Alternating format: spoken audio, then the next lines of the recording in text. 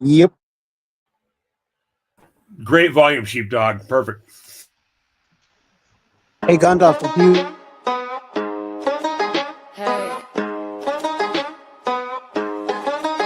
Sugar, sugar.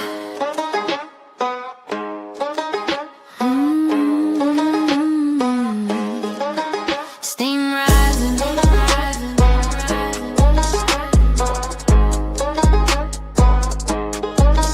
True train rolling through the fog. We don't beg for light, we bring it. Raise your vibe. Find your tribe. I got dust on my boots and gold in my soul. Been walking through shadows, still staying whole. My voice is velvet, my truth is flame. I don't play small, I don't play tame. We rise, we roar, we recalibrate. We don't wait for love, we activate. Raise your vibe, find your tribe. Let your roots run deep, let your spirit ride. True train rolling, we don't divide. We lift each other up, we don't backslide. Got my council on deck, got my elders in mind. We speak in rhythm, we move in time. From the swamp to the stars, we claim our name. We ain't just survivors, we run this game. Chugga chugga heartbeats, drumline soul. We carry the stories that never get told. Raise the banner, light the flame. True train tribe, we don't play the same. Raise your vibe, find your tribe. Let your name be known, let your soul revive. We here to heal, we here to thrive. True train tribe, we'll electrify. Raise your vibe, find your kin. True train rolling, let the love begin.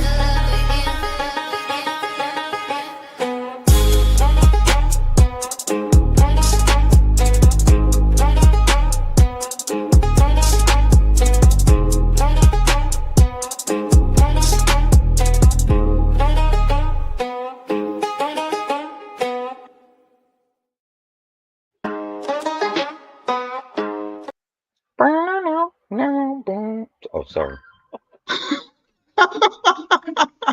Go ahead, sing it. I can't hit them notes. Well, you could have applied some other pressure. They got me under pressure. That's right. That's right. Everybody can hit that high note on Gelding Day. Uh-huh. Okay, we got to change the subject now. That's painful. Well, Well, welcome to good. the war room. There you go. Bring it on, sheepdog. It is September 11th. Glad everybody's here. I want to say salute to all the veterans out there that have served, past, present, and those that have even sacrificed. Right? We have 22 veterans that commit suicide a day in this country, and I'd like to see that number at 0 one day. You know, but I could only hope. But for the most part, I just want everyone to know that has served that I give a shit. I care about your service. I care about your sacrifice, and it wasn't in vain. So just keep that in mind, guys. Let's lift each other up. You know, especially in the holidays, it seems to be the hardest time for a lot of people. So,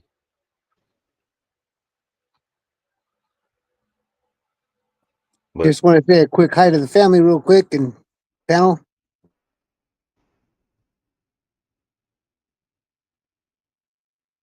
Roger that. And I will say this, as a military dependent son, I learned a long time ago not to say Happy Veterans Day, because that, like Sheepdog was elaborating, this day, the people that 9 times out of 10, these veterans have dealt with a lot, lost a lot of wingmen, lost a lot of people in their lives. So support them, encourage them, keep them all in your thoughts and prayers. They've done a lot for this country, past, present, and future.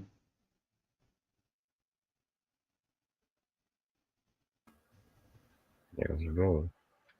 The 2%ers have been Mhm. holding line for a long time. The 2%ers, the sign and swear group, the ones who go through the process. I have a son who's serving. My father served. I could not pass the physical, or I would have served. I was a contractor instead. So, and thank you, Ken, for your service.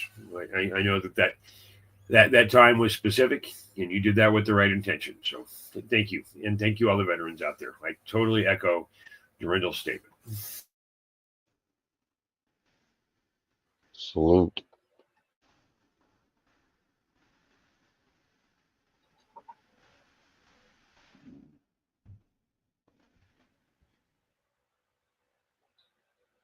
Check, check. Yep, you're here, you're live, you're kicking. Well, we hope everybody had a good day today for Tuesday. Trying to keep the vibes high. So don't know where Sheepdog again want to drive this train, but we're ready to rock and roll. So flip a coin and let's roll. Look like something y'all got. You got something pulled up. Let's take a look at it.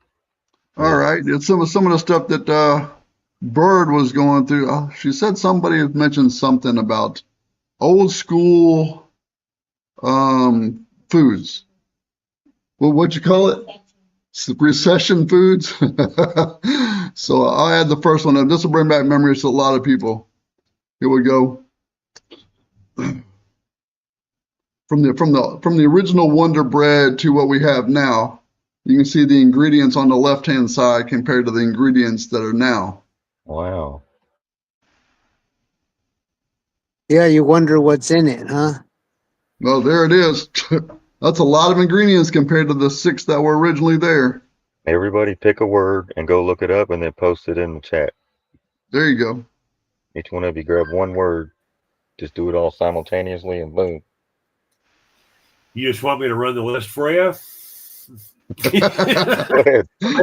I'm familiar with a lot of these. So what you're looking at here is a component structure that, like, okay, let's go down the list here. The wheat gluten side, these are all part of the engineered food baseline. But what you're seeing here is a replacement set. So when you get to wheat flour, you've got the wheat gluten, you've got a yeast content. But a lot of these, the sodiums, the calciums, the stearates, the monoglycas, those are replacing the salt. Oh, just the salt. Salt is the high pH is the most important thing you can do for your diet. So we can play the game where people go post what these are in the chat, but all of them are their own rabbit hole. You're supposed to get lost in the list. There's a bunch of these, so I'll stop commenting and catch up. We're getting to catch up next. Well, speaking of ketchup, we're going to ketchup next.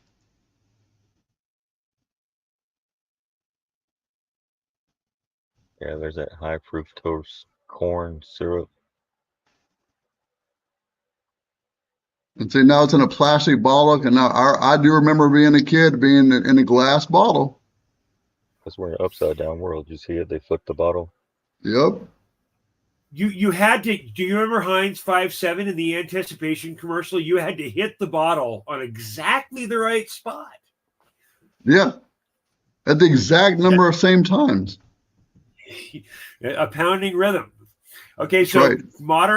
modern ketchup, this thing on the right over here, the Heinz product is 56% sugar. So if you feed your children a big glob of Heinz ketchup, you think it's a fruit and a veggie. If they're under 7 years of age, that amount of sugar content is bad for their brain at a high level. So there's more sugar in the average ketchup than there is in the average soda. I'll pass. And what's America's favorite thing to put ketchup on? Everything? Pizza? Well, there, yep. But there it is. I mean, look, back then, McDonald's had Idaho potatoes, beef tallow, and salt. That was all there was. Is there a side effects label on the back of that McDonald's thing on the right? There probably is, but it's probably written so small you couldn't read it. That's probably a direct effect. So I want to tell a story about McDonald's French fries. May I do this, please? Go right ahead. In the early, mid 80s, McDonald's changed the way that they sourced their potatoes. And they demanded that an industrial farming complex came forward, which was part of the food conglomerate, which they also own, by the way. McDonald's owns every part of the chain, the real estate, everything. So they demanded that only one type of potato may be grown. It's a GMO potato. And that it had to be covered with a specific number of components, pesticides. And this was all so that not one single McDonald's potato that became a French fry would ever have a black spot in it. Now, if you've ever made your own French fries, which I did just yesterday in beef tallow, then you know that there's black spots because that's just what happens with potatoes. But McDonald's didn't want this to happen. So if you are this is absolutely the truth to this day. Well, I don't know if to this day because of what RFK is doing, but since the early 80s, you have to put 3 or 4 pesticide coverings on your potatoes while they're in the fields. And then when you do what's called degassing, you harvest your potatoes and you put them in these large open wire encased bins so that they can breathe. There's a specific layering so that they don't mold, etc. Well, they won't mold. So ever. I put McDonald's French fries on your table in 10 years, they won't have mold. There's a cam of a 30-year-old Happy Meal that doesn't have mold on it. It's on YouTube. So the degassing procedure in the warehouse that's done in, if the farmer enters that warehouse without a hazmat suit, he'll be dead within 90 seconds because of the gas produced by the potatoes. That's absolutely the truth. They go from there to a processing facility where they get freeze dried and they get prepared to be put in canola oil, corn oil, or soybean oil, or hydrogenated soybean oil. So the McDonald's that we eat today is not the McDonald's that I remember eating in the early 70s in the beginning. So McDonald's fries are not good for you, is my point. So true. And here's the next up is another people's favorite. Early was a kid's favorite when I was a kid. And again, it was in a glass jar. No more plastic, but you can look at the ingredients now compared to now and then.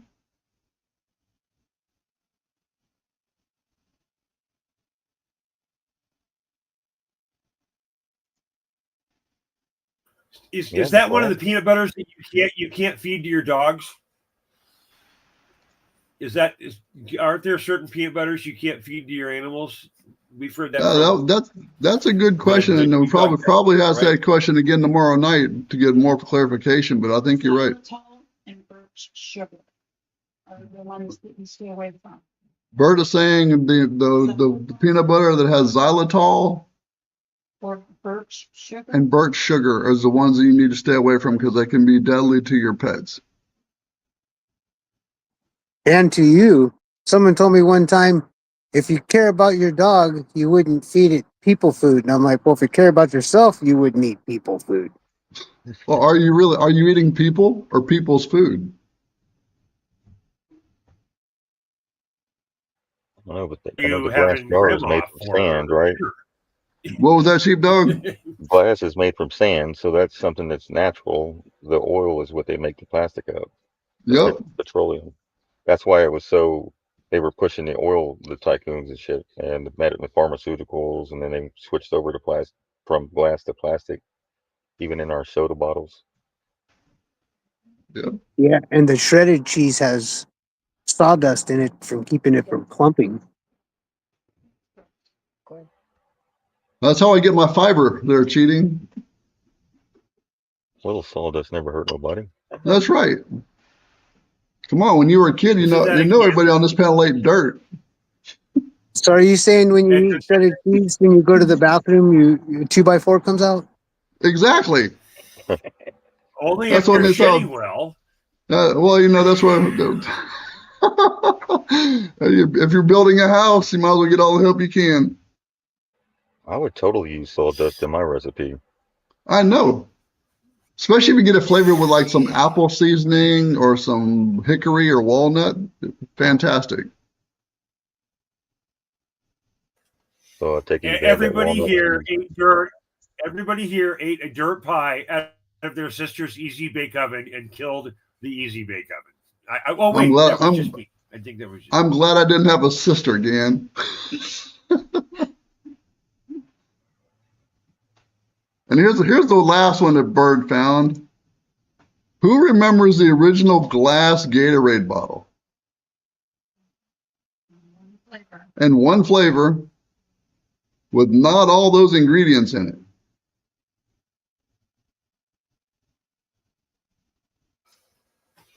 So if I you drank remember that. Gatorade on a long road trip, there's a good chance that you might replace because that bottle is a pretty specific component. It had a tight lid. You might actually put piss back in that bottle, and maybe your friend would think it was Gatorade because there was only one flavor. This happened to me as a I was about to say that sounds like a personal story. Yeah, that was very specific. I was the pisser, not the drinkee. Just for the record. Yeah. Note to So we know our self: do not role. ride on long trips with Gandalf.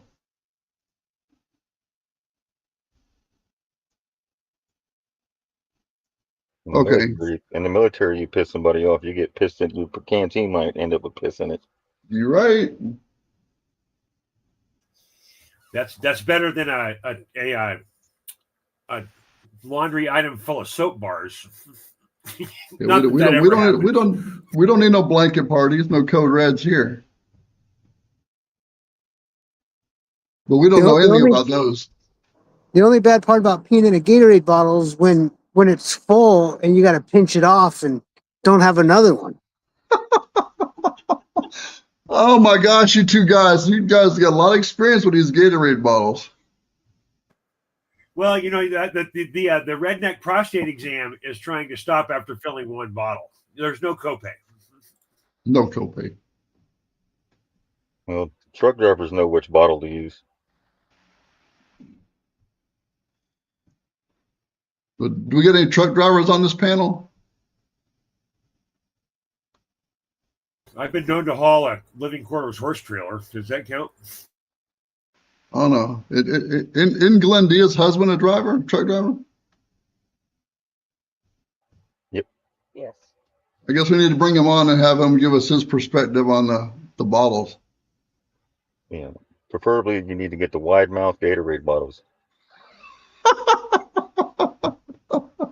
Well, only if you're not Asian. Oh, here we go. Whoa, this show has turned off to took a mighty hard left-hand turn. Well, you could use if you're Asian, you could use a soy sauce bottle. The opinions expressed on this show And well, cheating doesn't that also require chopsticks? There's a certain dexterity level here. Okay, I'm laughing. I didn't even show head games. Oh no. Bird just made a major observation of why she named the show Head Games. That's not why I named the show that. Subliminal messaging. I'll tell you about name and brand. Okay. Can we change the subject now before we all get kicked off and in trouble? So Well, So if the big, hey, real quick, Gandalf, if the big Gatorade bottle didn't work, you could always, if you're well endowed, you could always use a Mickey's Big Mouth. Well, my first wife could hit the top of a 2-liter Diet Coke bottle. She was an accurate pisser, but she was from Florida. You're genetically inclined. It's like Puerto Ricans in body work. They come out of the womb with Bondo in your hand. Okay, so Sheepdog, can you look on your Facebook page? I called you out. There's a picture of a 1932 coin with a swastika in the middle of it. Can you pull that up? I can try it up on my side, but my bandwidth is never super reliable. Do you see that in your Facebook feed? It's from Uh, 1 hour ago. all right. Is it on Messenger? Hold on 1 second. Let me see.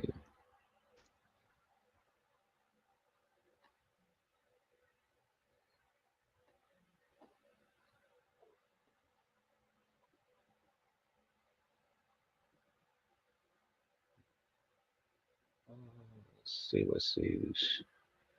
Shout out to everybody on Facebook.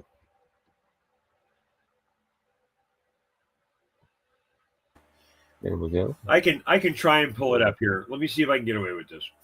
Yeah, I don't really go on Facebook much, so I'm really still new to how they get the new layout. Uh, Yeah, I've been trying. Anyway, if I don't share audio, I might be able to get away with this.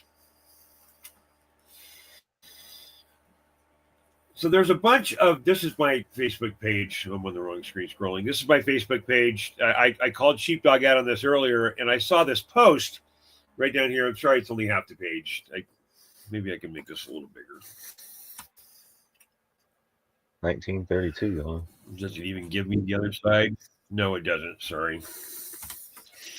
Um, so this was a coin that was minted because there's been a bunch of discussion about what happens when the government comes back. Oh, damn it, I lost it. Where'd it go? 1 hour ago. Here we go. This caught my eye because there's been a bunch of discussion around government actually comes back and whether or not we're still going to be under the rule of maritime law or the inception of the republic is actually going to happen again. And Sheepdog, I'd love to tell you that I'm on Telegram in the morning listening to you guys. I know you talk about a bunch of topics. Have you guys addressed this what if we're actually winning this thing and the shutdown is about disclosure and reassignment of assets and ushering in the republic and common law? Because I truly do not believe we've won this thing until we have the republic back, our constitutional republic prior to 1871, with the non-existence of the Fed and common law as a baseline for our day-over-day judiciary. Have you guys broached this topic? Times. Yeah, many times we've gone over it. There's several republics trying to pop up, but there's also one of the vets that's working on a property for the vets. There's going to be a split, and he talks about that as well. So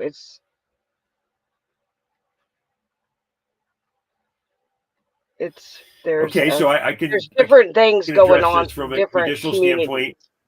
standpoint. Well, Texas has talked about seceding.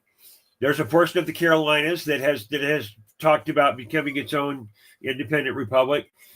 There's parts of California that have tried to spit off all on their own, mostly up, from Mount Shasta down and closer to Washington State. So, Cheating, do you want to chime in on this? Because I'll coming up to my graphic in a second, but I know that the electoral process has quite a bit to do with this. Do you want to chime in before I go back to my graphic? And Nadine, if you want to jump in as well, I think this is important that we get as many perspectives as we can onto how we get out of the maritime law pit, because it's a pit. All I can say is just say no. Go ahead. It's already going, apparently they're going under common law, and that's why they're doing all what they're doing. But there's going to be a split where you can go out or go within one of these things. So you can have a choice to be free or under something else. It's totally sovereign or under something else. depending on what group you join. Sort sort of calls out the NPCs, doesn't it? I mean, You know, some the people people will that go I in. don't know why anyone would choose to not be. Why would someone choose to not be sovereign? I guess is the question. You're getting a lot of feedback about this in your morning show. Why would someone choose to not be sovereign? That still stymies me greatly. Some people aren't used to being sovereign. They haven't even cleared their mind of that. They think there needs to be some form of government. Some people support the boot on people's necks. Yeah. They're called bootlickers. Exactly. Say that a different way, Ken. Say that a different way, because that's a very important point. Some people like for somebody to tell them what to do. They like to be handcuffed and slapped around and treated like a damn whatever. And I don't know, Stockholm syndrome. And you kind of fall in love with the abuser. And you're in an abusive relationship, but you love the person so much and you don't want to leave them, and this, that, and the other. And it's just, man, this shit is. You just got to understand people's personalities. Some people are just submissive types. I'm not, and I hope there's millions and more, that aren't Okay, submissive. Yeah, it's like someone saying we need better leaders. I'm like, you might want to go back to the drawing board on that saying. They can understand. so my proposition here, the perspective that I'm attempting to bring, is that if you're listening to our voices here, then and you're really not identifying with what's happening, then you might be a victim of grooming. There was this No Kings protest that happened weeks ago, and I was watching some of the footage of this street level footage from people with their cameras and stuff, which could all be fake, could all be AI, but and it's mostly older white people, like my people. I'm an older white guy, and I can still hit the golf ball, but I'm no spring chicken anymore. I can still get in the saddle and throw a saddle, but I'm not going to go out there and do a No Kings thing. I'm not going to do any kind of rally. I'm going to feed my animals and make my property better. That's my daily goal. And doing this. So that you might be a victim of grooming if you don't see it. Mike Penny and I used to talk about this a lot. We used to talk about where's this crimson veil between the people that you're just like, you know what? I'm done. I'm pulling my hands. I'm not going to help anymore. You're just too gone. You're never going to listen to me. All you do is take my energy. Well, that's the same description of someone that you are engaged with who might just need some perspective. And that usually lies in a truth, right? We're all truthers here in one form or another.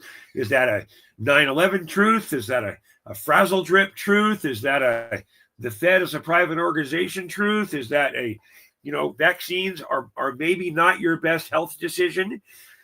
I think that'll make it past the filter. So I was thinking about today's show earlier today and really trying to make sure I had some input here. Yeah, because I just love this platform. I love the team. I'm so pleased that we're here at this time right now.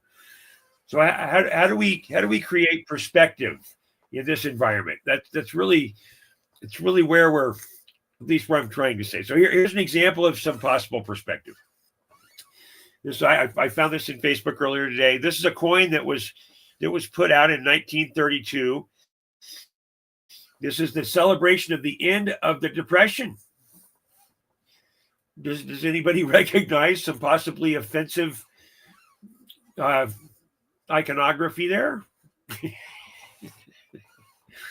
So I'm working on a guy to bring on Thursday. He's an AI specialist. He's someone I've been working with for a while, and so I went and asked Grok about this because if I'm a normie, I'm not woken up, I'm just maybe thinking about actually eating an egg that hasn't been refrigerated or something, truly radical, or maybe some raw milk, or using an oil, a tincture, or a tea instead of taking a Western medicine, or whatever the real changes in my life, right? I'm going to go ask AI.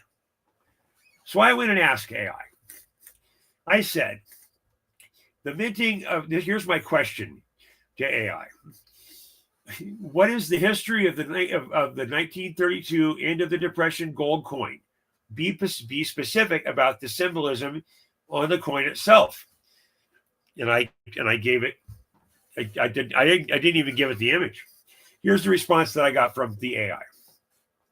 There was no official U.S. coin released in 1932 to mark the end of the Depression. The 1932 $10 Indian head gold eagle is a distinct coin from that era, and its 1933 counterpart was nearly all melted. The idea of the 1932 end of Depression coin likely refers to a privately issued, non-circulating token from Germany featuring a mix of symbols, including a swastika, a Star of David, the Eye of Providence, and a four-leaf clover. In 1932, a U.S. $10 gold eagle coin. This is the 1932 coin that's in the bottom there. The symbolism is this coin was designed by Augustus St. Gaudens, the Observe. The features are a depiction of liberty with a headdress based on ancient Greek coinage and a portrait of Davida Clark, St. Gaudens' mistress. Reverse shows a flying eagle adapted from a 1905 inauguration medal. Historical context, these coins were minted during the Depression, and the U.S. went off the gold standard in 1933, leading to most 1933 later gold coins being melted down. So in 1932, the German end of Depression token, it is a privately created token, not an official U.S. coin, that became known through an image posted on social media. The symbolism is a collection of symbols reportedly linked to a German company, the celebration of the Nazi Party's victory in 1932 elections, and the perceived end of the Depression. The swastika symbol of the Nazi Party, the Star of David, a Jewish symbol, the Eye of Providence, a symbol often associated with Freemasonry and God's watchful eye. The four-leaf clover is a symbol for good luck. The significance of this symbolically is the combination of these symbols is a highly unusual and a subject of debate. Some believe it was a form of symbolic commentary or perhaps even a mockery of various groups, while others see it as an expression of the token's creator's beliefs, according to Scott Elliman, who is the primary. I asked Grokpedia for an answer to this. It didn't give me a real answer. It gave me 837 possible responses, not a synopsis. But I want to be very specific here. In 1932, this is a token. This is not an official U.S. coin. Does that sound like an apt description of cryptocurrency in our current environment? And the symbols that are on these currencies that are the representation of divinity, nationalism, and luck. And they're the end of a depression. You see my tie-in there, sheepdog? There's no new stories, baby. This is all the same cycle. The perspective that I would like is find your cycle.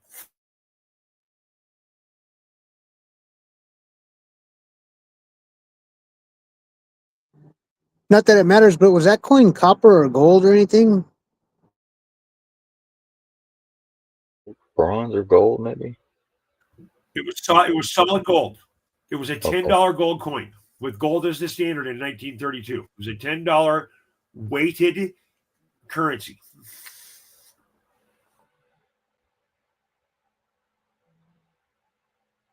Real money.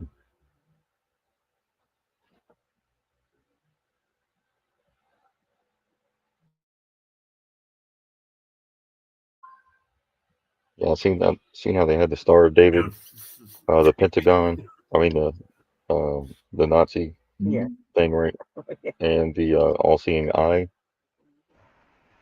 All all on one coin.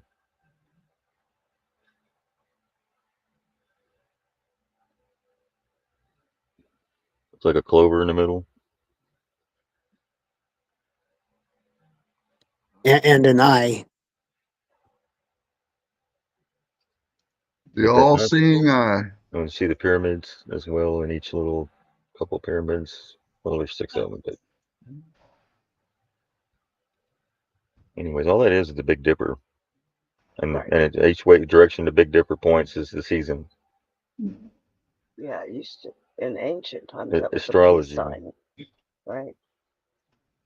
It got hijacked, of course, Right, the peace sign, and it was the constellation. or not the peace sign. Yeah, okay, I see what you're saying. It was also on the Native American buildings. Yeah, called the creeks. The crux. The creeks. The end of depression and the beginning of suppression. Yes. Yep.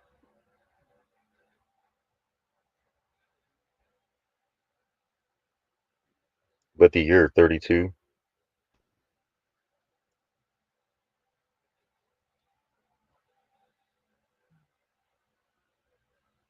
And Could have been we're 932 because they added the one. That's right. They sure did. yeah. I love the discussion stole about 1,000 years being stolen from us.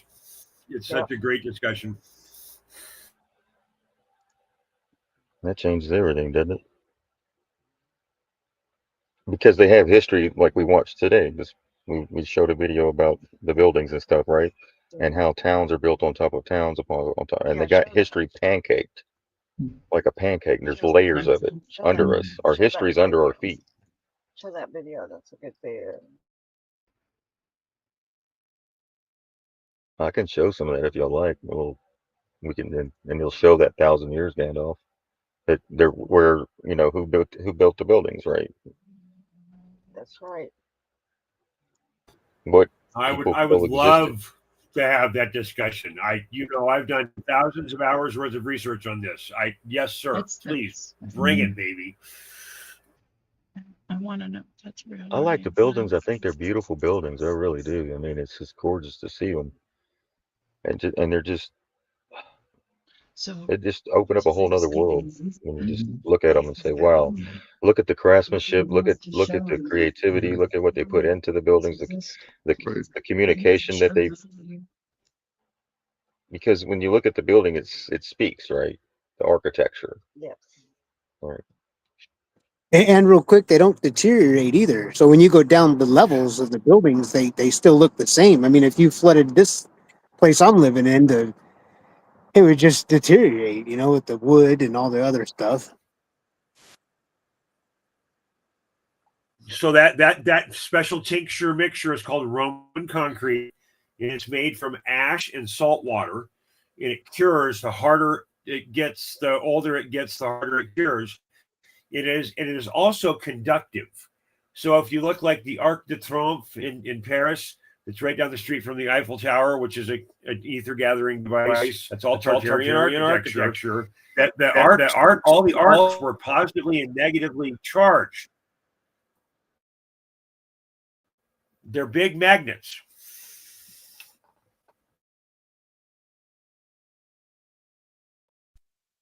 The buildings that shouldn't be here, the tunnels that weren't supposed to exist, the architects who might never have lived.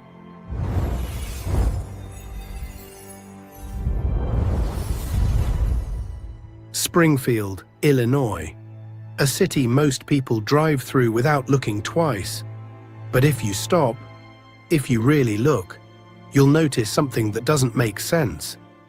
Right in the heart of the city stands the Illinois State Capitol building, a massive dome of cast iron and limestone, 361 feet tall, taller than the Statue of Liberty, weighing more than 8 million pounds. They tell us it was built between 1868 and 1888 by hand, with no cranes, no electricity, just ropes, horses, and a lot of determination. But there's a problem. There are no verified construction photos. None. You can find portraits of the politicians and photos of men posing after it's done, but not one image showing the dome being assembled. The archives talk about budget delays and winter setbacks, but somehow every column aligns perfectly. Every arch mirrors the next, with millimeter precision. Each limestone block was quarried in Joliet, carried nearly 100 miles by rail before rail cranes even existed. And yet, no record of how they lifted the 80-ton dome sections. Even the cost doesn't fit the era. $4.5 million in 1880s money. That's roughly $150 million today, during a time when a mason earned $1.50 a day. So you tell me, did a handful of men in the 1870s really build something that our modern engineers still call impossible without steel? Or did they inherit it, a structure from an older world dressed up with a new story, a new flag, a new date carved on the cornerstone? They say it was built, but it looks more like it was found. Go 1 hour north to Lincoln, Illinois. At the center of the town stands the Logan County Courthouse, a 1905 classical revival building, according to the plaque. But what the plaque doesn't tell you is that this courthouse has been restored 3 times, and with every restoration, something disappeared. The original copper dome, gone in 1973, replaced by a flat roof for maintenance reasons. The basement sealed off, the stained glass removed, and when they finally rebuilt the dome in 2021, it wasn't copper or steel, it was fiberglass. The local news called it a proud preservation effort. But the dome they saved isn't the one our ancestors saw. It's a replica, a costume. And here's the pattern. Every so-called restoration project across America starts with scaffolding and ends with simplification. Less detail, less depth, less soul. They call it modernization. But what it really looks like is quiet erasure. You don't have to burn a city to rewrite its history. You just need a few renovations, soft irony in voice, because the next generation will never know what used to be there. Only what you tell them replaced it. In 2020, during foundation repairs at the Illinois State Capitol, contractors uncovered something unexpected. Hidden beneath the building, a network of arched limestone tunnels, 12 feet wide, carved smooth, blackened with soot. They aren't on any official blueprints, not from 1868, not from 1888, not from any year. The state called them ventilation shafts, but they don't connect to air systems. They run too deep, too long, and they curve like aqueducts, not ducts. Walk down there, and the air feels different, stale, heavy, ancient. You can still see where fire licked the walls. The old bricks are hand-cut, laid in patterns that match 18th century canal architecture, not 19th century civic buildings. It's as if the Capitol wasn't built on solid ground, but on top of something older, something they never expected to find. The same pattern appears in dozens of cities: New York, Chicago, Seattle, entire levels buried beneath our feet. Maybe that's why they call it foundation work, because they keep finding the foundations of a world that shouldn't exist. Springfield Union Station, completed in 1898, a proud monument of fireproof stone and iron, but it burned 3 times, 1907, 1908, 1909. Each fire erased the same thing: the records, the drawings, the interiors, and every rebuild stripped the structure down, simpler, plainer, emptier. They blamed a pipe, then wiring, then spontaneous combustion. Funny how the most convenient fires always start near archives. Chicago had one in 1871, St. Louis in 1849, Cincinnati, Boston, San Francisco, the same story on repeat. The great fires of the 19th century didn't just burn cities, they burned memory. Brick and stone don't ignite, but stories do. And once they're gone, You can rebuild whatever version you want. They call it tragedy, but it feels more like a cleanup, a reset. Because when the evidence doesn't fit the narrative, fire fixes everything. Every great building has a name attached, a signature to make the story official. But some of those names, they don't add up. George V. Barnett, the architect of St. Louis's old courthouse, is credited with structures completed after his death. E. Haynes, credited for multiple Illinois courthouses, has no birth record, no obituary, no portrait. Don Barber, said to have designed half the East Coast, dies at 53, yet his style keeps appearing for another decade. Try searching them. You'll find the same recycled lines. Prominent architect, prolific designer. His works are too numerous to list. That's not biography. That's filler. It's almost like someone filled the gaps with names that sound credible, to keep the illusion of continuity. No diaries, no construction notes, just perfectly aligned timelines that read more like data entries than lives lived. Maybe these weren't the builders. Maybe they were just the cover stories, the faces assigned to buildings that were already here. Drive across the river into St. Louis, Missouri. There's something strange about this city. It feels old, older than it should. On one side of the downtown square, the Basilica of St. Louis, foundation laid 1831. On the other, the old courthouse, completed 1862. Look closely. Both crowned with domes of copper and stone. Both guarded by griffins and winged creatures, each holding spheres like conductors. We call them ornamentation, but they look more like technology. Those spheres, identical to the finials on cathedrals across Europe. The same geometry appears in ancient Egypt, the missing pyramid capstones, aligned with stars and sun. And just across the river, Cahokia Mounds, a prehistoric city built 1,000 years before Columbus, aligned perfectly with the solstice sunrise. Different names, different stories, same blueprints. What if these aren't coincidences? What if they're fragments of the same civilization, an old world grid we've forgotten how to read? They call them myths, they call them decorations.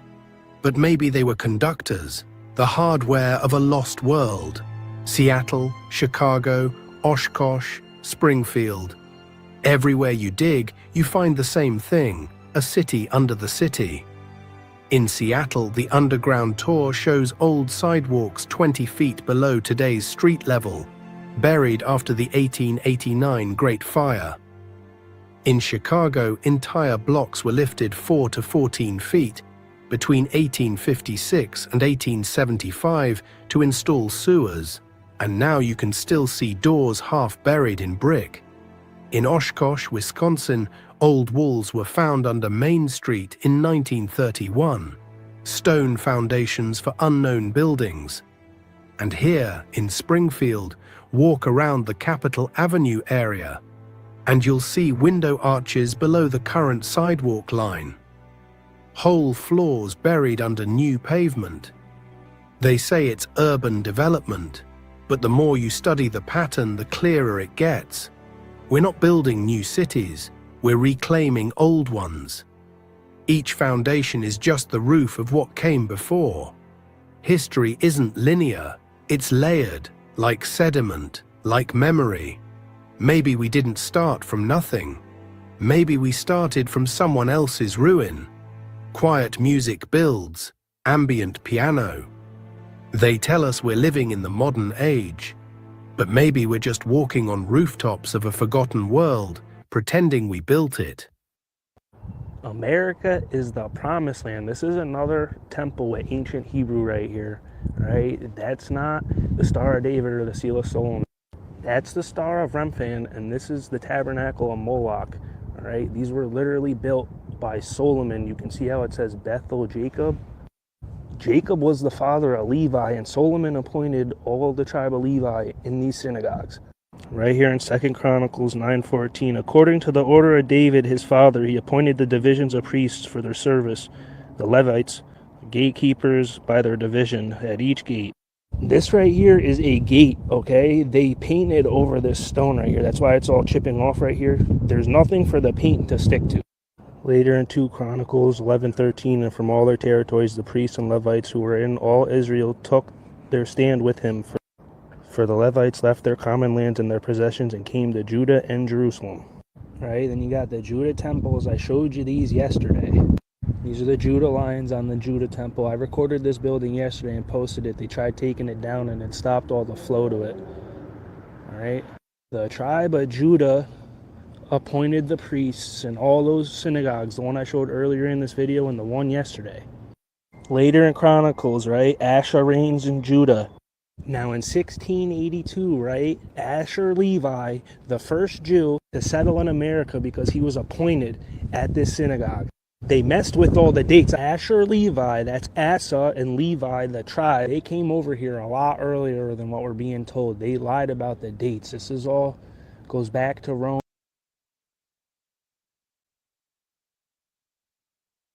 Right here. He pointed this out Hey, today. Sheepdog, I sent you a. It's In the spelled private H-O. chat, there's a link from the 1906 earthquake. Will you play that? Will you play that link? I sent you in the private chat for me real quick. It's 2 minutes. Yeah, but did you catch that? Springfield. Wasn't that where the Simpsons were from? That's right. Sure Bingo. was. Yep. Can y'all see that? Mhm. H-O-V-S-E C-O-V-R-T. Anybody know what that is? You spelled the That's house with a that's a V? date. That's a Okay. date. That's also a date in numeric in That's Greek what I was Roman numeric numerals. counting. Yep. All the Yep. U's of all those U's are B's in the whole entire thing, right?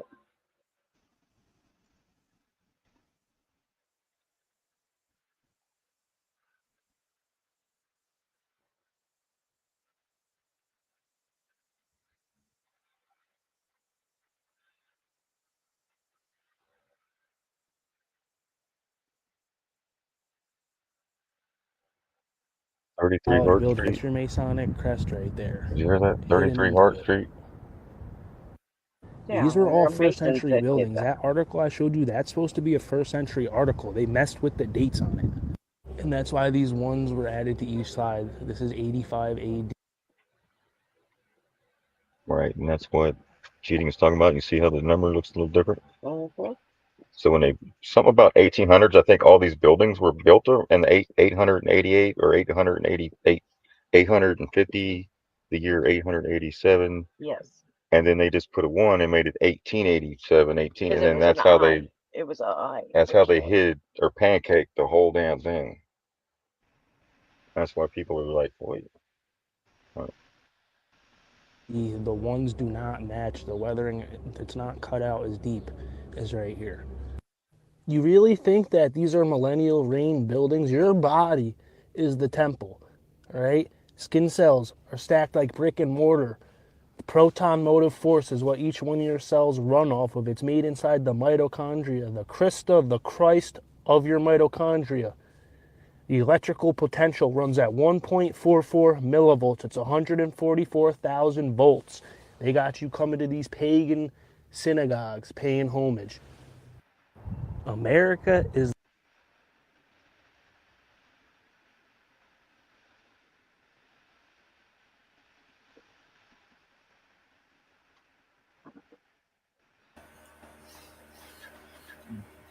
Hey, grab that.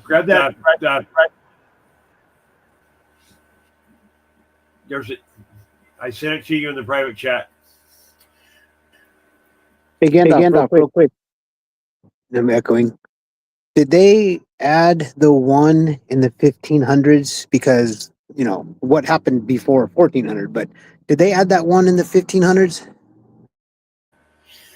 That's a great question. So if you look at the Council of Nicaea is a returning event that's been happening since like 374. But the Council of Nicaea in 542 was the start of the adoption of the King James Bible. And then we're right about the same timeline where Pius the First is the first, Pius I is the first pope that is an elected member from the Khazarian Mafia. And that's when the papacy split to white pope, black pope, red pope. So that it makes sense that I really don't truly trust any document published before or after 542. Because that's when they took over like the interwebs of the time. That starts what we hear as supposed to be the Dark Ages, which progress all the way up into the revolution of societies led by the French after, Genghis Khan is defeated and the hordes stop. So that I think that there is an opportunity to create a false history that's 1,000 years deep. That in 542 and 1542, that sure does sound like a clean grand to me. So that's a great call on the calendars there.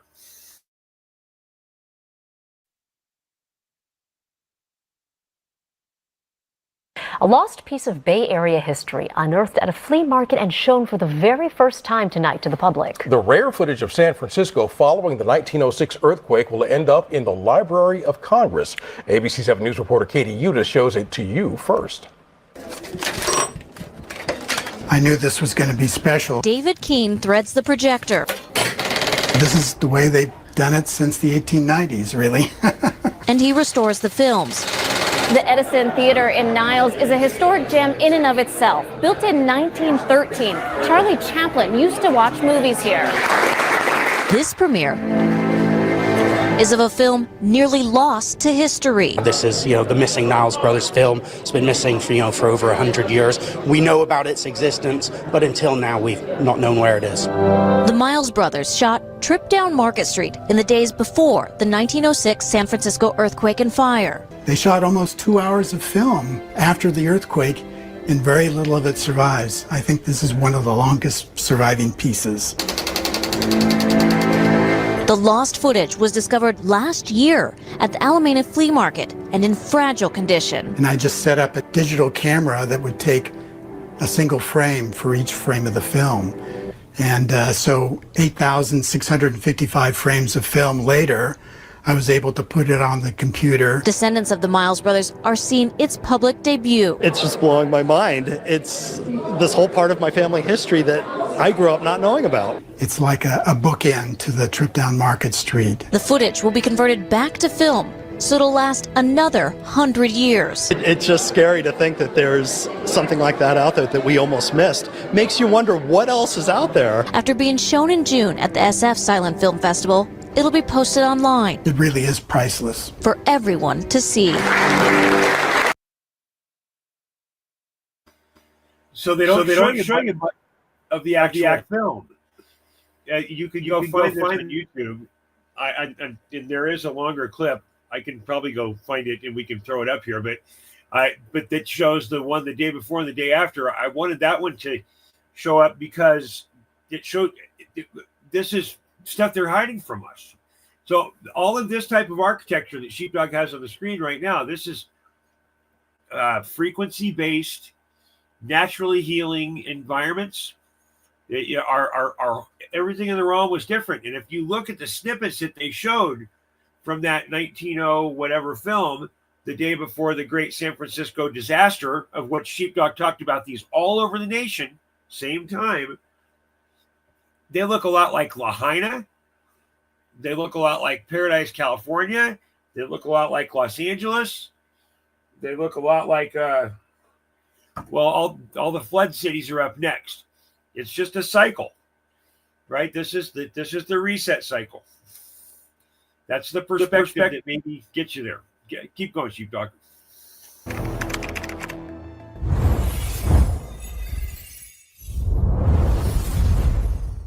It's strange. For thousands of years, there were no asylums.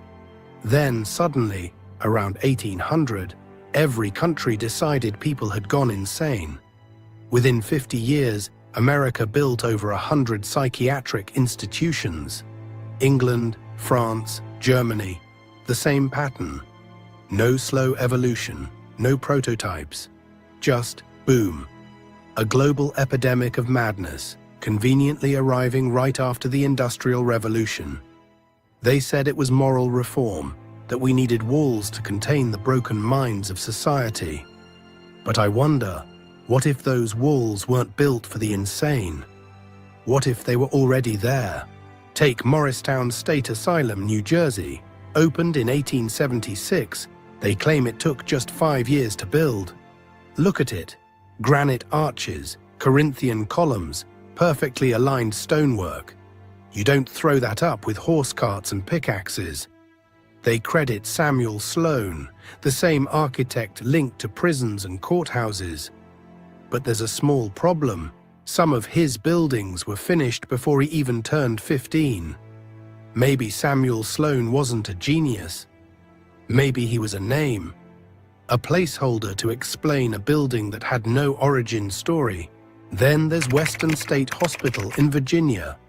Built in 1858 on 666 acres.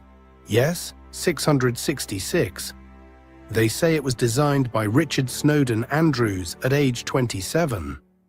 He had no degree, no documented mentor, but somehow created one of the most complex Greco-Roman structures in the South. Who built it? Prisoners, they say. Because of course they did. Cheap labor, infinite precision. When it closed in the 2000s, they turned it into a golf resort. A place where the past gets landscaped and sold by the hour. Illinois had its own version, Elgin State Hospital, founded in 1870. They started admitting patients 2 years before construction even finished. By 1880, over 1,000 people were confined there, many for reasons like asthma, laziness, or pride. The paperwork says mental illness. But what kind of sickness spreads that fast to that many across an entire nation? When it shut down in the 1990s, they demolished it completely. Not preserved, not repurposed, just erased. You'd think they'd save a building that cured insanity, unless it wasn't built to cure at all. You can find the old admission ledgers online. Reasons for commitment, overstudy, immoral life, spiritual confusion. One woman was institutionalized for reading too much poetry, another for refusing to marry. They said they were treating the mind, but it feels more like they were cleansing memory, removing the ones who didn't fit the new story. Maybe the people they called mad were simply the ones who remembered how the world used to be. Every asylum from the 1800s follows the same blueprint: arched corridors, cruciform layouts, massive stone facades. They said the design helped calm the soul, but when you look at it, it feels more like containment, like fortresses dressed up as therapy. The same language of cathedrals and courthouses, but with the spirit stripped out. Sanctuaries turned into prisons. You start to realize these weren't hospitals for the sick. They were architecture for control. Before 1700, there were almost no asylums. After 1800, they're everywhere. So what changed? Did the world suddenly lose its mind? Or did someone decide to rewrite it? Maybe 1800 wasn't the year everyone went insane. Maybe it was the year everyone forgot. The old world fades quietly, its architecture rebranded, its people reclassified. And the new world, it calls the past madness.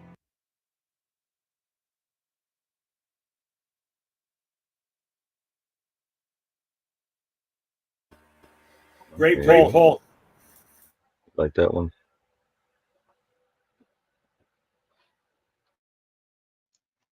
And that's some good stuff there, sheepdog.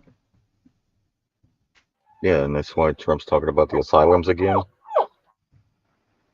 He's gonna lock us all up, or try to.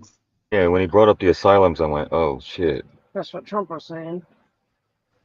You know, Just like Bird was just telling me she believes between 1700 and 1800 They created those buildings or utilized those buildings to lock up the people that remembered the old times, to wipe that 100 years off and start over with a different narrative. So you're missing it. You're missing a component there, Birdlove and Durendal, and that's the child trains and the world fairs with the baby incubators. Yep, she mentioned that as well, as that they sent all the kids to the re-education of youth. Yep, she's right on it. I bet you Sheepdog can pull a baby incubator video out of the center of the dog pile. So the incubator. So let's. I'll talk over this while Sheepdog searches for that perfect video, because you're killing it tonight, Sheepdog. So there's a bunch of world fairs that happened all over the realm between 1868 and 1907 or 1908. And if you just look at the attendance numbers, nothing balances. It doesn't make any sense. And all these buildings were temporary. But what happens during a reset, because I think that we have a reset cycle that it takes about 25 years for a reset to really happen. And I've been researching this for 6.5 years, really hard. What is the real research or reset schedule? And I think the pivot in the last reset was started in 1871 and ended in 1913. That it's that generational period, because it takes a generation to erase the memory. So when you talk about the 1890s, Durendal, that the child trains are part of this. So they had to replace, and that was the first standardized school, which comes to their current Department of Education, and the Three Pike Wars. I mean, look, it all weaves together. But you have to replace the society, or you can't get away with it.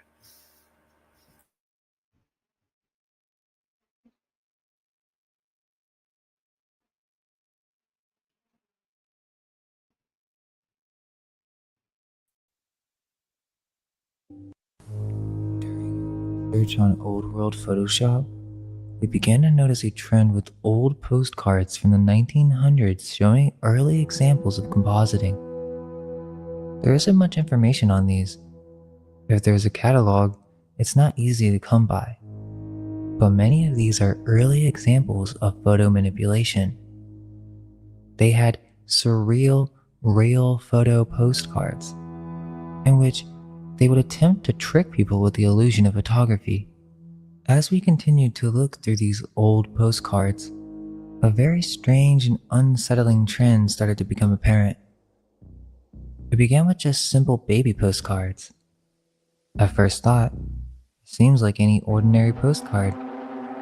But as with the Same Sky postcard mystery, where the author began to see a trend of a variety of postcards, well, there's a category of postcards that deserves its own name and label, but it doesn't seem very well known, as there are no websites or videos explaining this topic.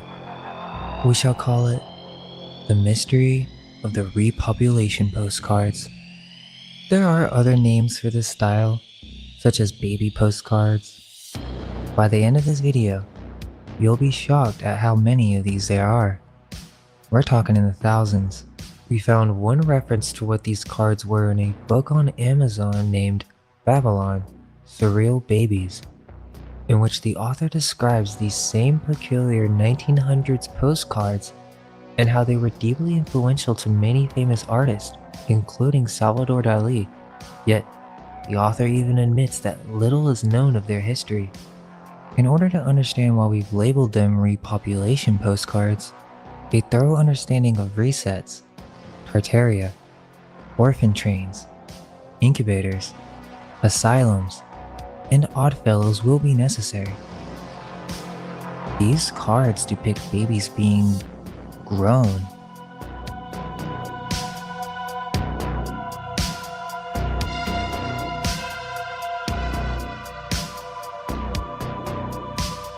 There are many different styles within this category. One of the most interesting is the Cabbage Patch Babies, a variety of themes involving growing babies.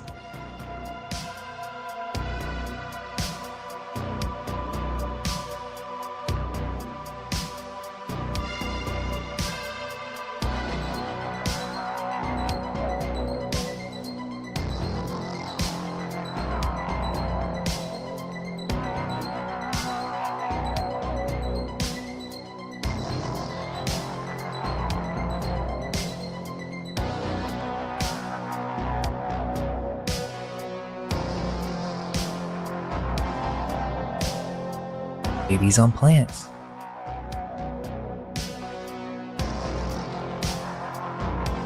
babies on mushrooms, babies in the water.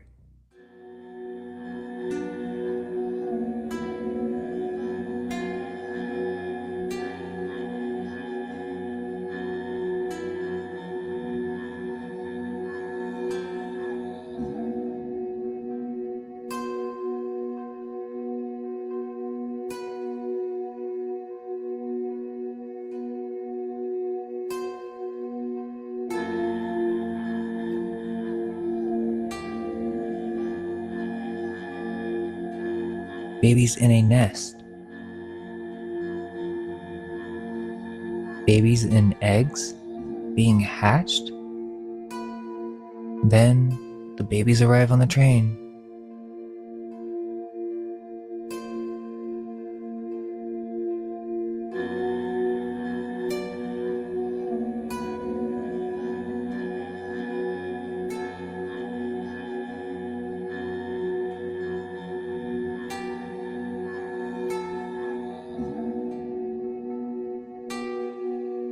There's something eerie about these photos, as if someone's trying to tell us something.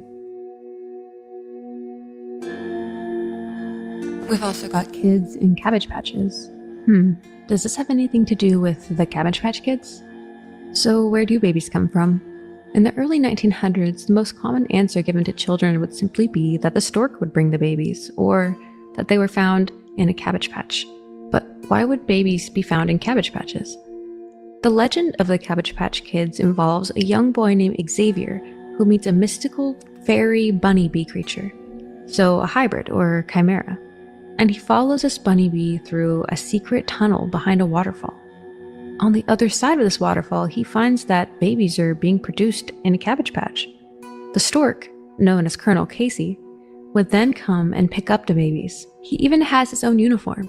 So he's a worker, a soldier, as well as the Cabbage Patch Kids' official historian that would then deliver the babies to their new homes. Not only that, but there's an evil witch named Lavender McDay. She and her weasel and jackrabbit henchmen are literally trying to enslave the Cabbage Patch Kids to be miners to dig for gold in the valley. You can get all the exposition for the lore in the story through their 10-song album. It goes over how they were created, to the witch, to even a lament about their enslavement. It's pretty dark. The original concept for the cloth dolls was created by Martha Nelson Thomas, and she called them doll babies. And the story really had nothing to do with cabbages or chimeras or witches. It wasn't until Xavier Roberts, or Xavier, like the little boy in the story, hijacked her design that it became what it is today. So I can't help but wonder if Xavier Roberts just came up with the story all on his own. Like, did it come to him from the collective consciousness? Or does he just have a soft spot for child labor? There's actually a place you can go in White County, Georgia, where they do live births, and you can look it up on YouTube to see what I'm talking about. The bunny bee character also is a hybrid creature of two animals that both symbolize rebirth and resurrection on a mass scale. As we know, rabbits reproduce in droves, and the bee symbolism makes me think of a hive, or a queen or source where all the offsprings originate from. It would seem that this is some sort of reference to babies being created in a lab on a mass scale. Why were there so many orphans? Most common answer will be, the baby boom. But this didn't happen until 1946 to 1964. These postcards are from 1890 to 1910, and there's really no explanation for the burst of orphans that we see being brought into the United States, or the amount of orphanages and asylums that exist that no longer seem to be necessary. Could the baby boom narrative be a way to sweep this part of history under the rug? The orphanages were all shut down, and after the 60s, people just stopped having babies and getting married after World War II, according to the narrative. Then there were the incubators of the 1900s. It's difficult to keep premature babies alive with modern technology, yet they were doing this back in 1835 in Europe. They turned this into a sideshow, where at the world fairs they would show off these child hatcheries, these incubators of live children, and for some reason, the royals would come and witness these events. So there's this genetic manipulation cloning idea, in which these babies are actually being grown in some sort of pods. Perhaps the symbolism of the Cabbage Patch mirrors that process.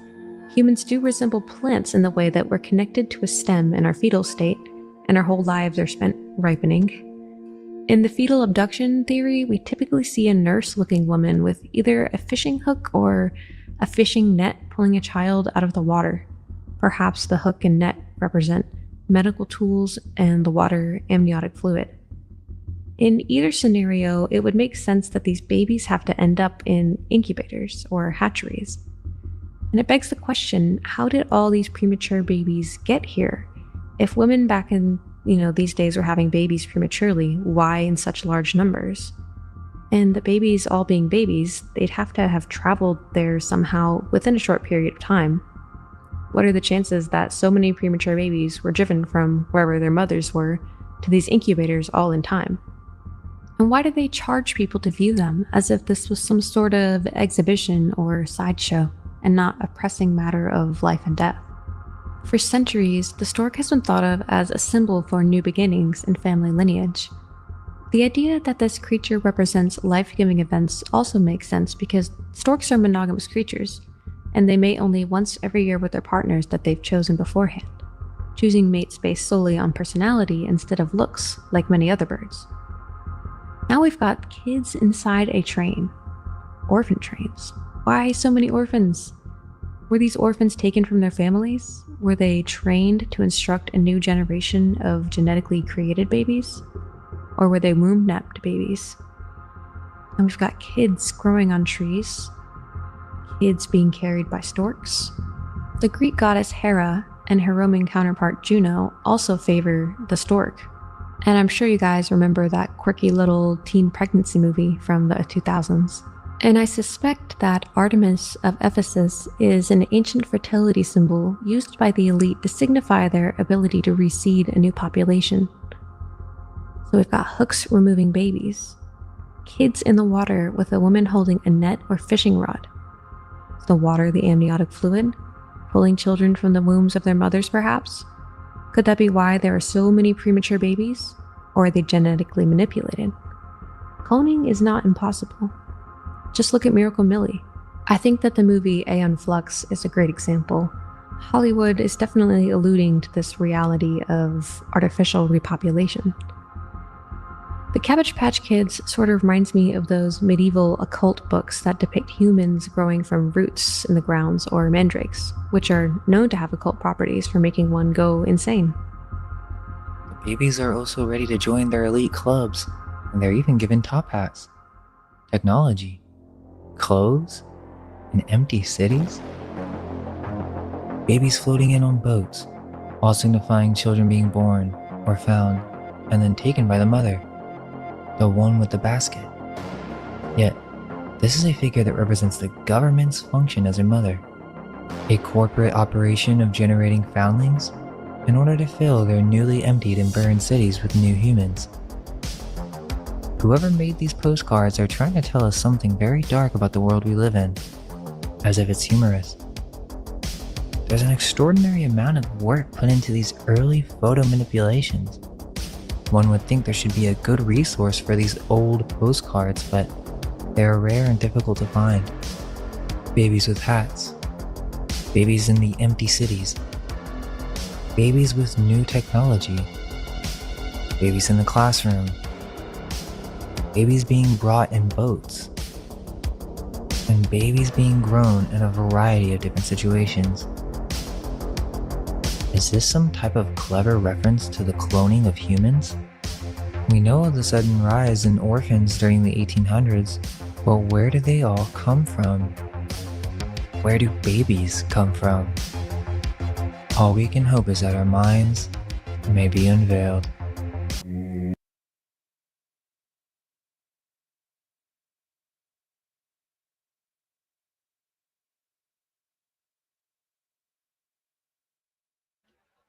Right. So you see that? You see the Odd Fellows? They're talking about the secret societies, the elites, and stuff like that. Yes. So Odd Fellows. You haven't done any research on the Odd Fellows? That would be a good. Right. And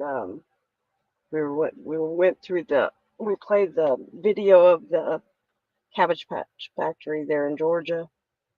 What she was talking about, where they do the live bursts, but they have all the famous people's pictures up there, and Trump's pictures up there as well. So it's kind of telling me something. Those pictures are very interesting. Kind of when it kind of gives me the heebie-jeebies looking at those pictures. Oh It does, don't it? It does me too. It gives me a weird vibe, man. Well, if you have the opportunity to actually do some traveling and go to a city here and there, I'm not talking about Vegas, which is a false city, middle of the desert. If you go to any major, like Chicago was Chalaga on the Tartarian maps, the pre-542 maps, so that you just walk around and you can't unsee it. It's like your wife's bra strap in public. You can't see anything but that until you walk over and fix it. Maybe that's the wrong analogy, but I agree with you, Cheating. If you open your eyes, and you have the opportunity to even walk around the downtown of your old town, go to the courthouse, anything that's got a Masonic symbol in the front of it, it's Tartarian technology. It's energized concrete. The Arc de Triomphe in Paris is one of the last remaining arcs. But those are all positive one side, negative the other side. They're just a big freaking magnet. Sorry to interrupt you. That's what we're going into with the symbolism of the Oddfellows. They show the red and the blue, right, which is the magnetism, right? The red and the blue, positive and negative. I love it when my rail lines up with your next video. I love this. And is that in the modern day, this has become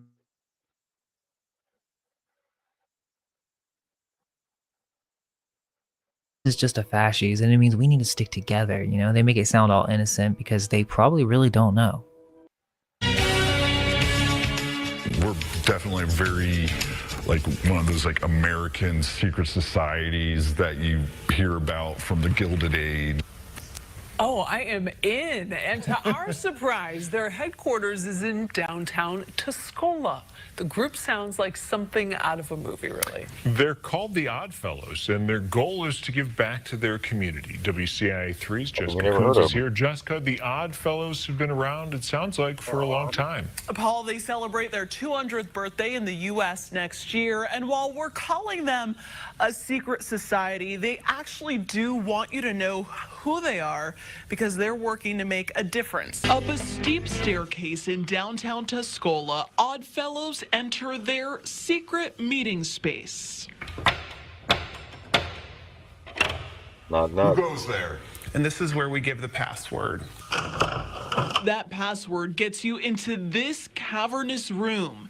Ainsley Heilich and his business partner bought the building 7 years ago, and when they walked into this space, they didn't know what to think. Then they found out it used to house an Oddfellows lodge dating all the way back to 1865. Wow. We found all this great old regalia that was just hidden up in the crawl space, almost like national treasure. It's like you start down a path of little breadcrumbs, and it just kind of ropes you in further and further, and here we are. With 55 lodges in Illinois alone. Heilich brought back Tuscola's order 3 years ago. They focus on charity work. He says people crave being part of something bigger. For a lot of people of my generation, we were raised on the internet, and we are seeking that in-person interaction, and we're definitely growing tired of all the arguing on Facebook. He says this room is a safe haven for people looking for more out of life. When you come to a lodge, you leave all that behind you. You can't talk about religion. You can't talk about politics. All you're allowed to do is focus on doing the good of the order and being good friends to each other. That's what brought Natasha Gardewine here almost a year ago. I was kind of looking for a group of people, to we have similar interests and stuff. So I got here, and I was really impressed with it because of the group of artists, and it kind of felt like somewhere that I could fit in. She encourages others to join too, if not for the friends alone, but being part of a secret society is pretty cool too. So I was looking through photos and I noticed that there was this ritual that involved riding some kind of goat. And so there's a couple books that actually came out talking about different signs and secret passwords and stuff. So, I mean, this is not just some, you know, love and truth organization. Obviously, there's something going on.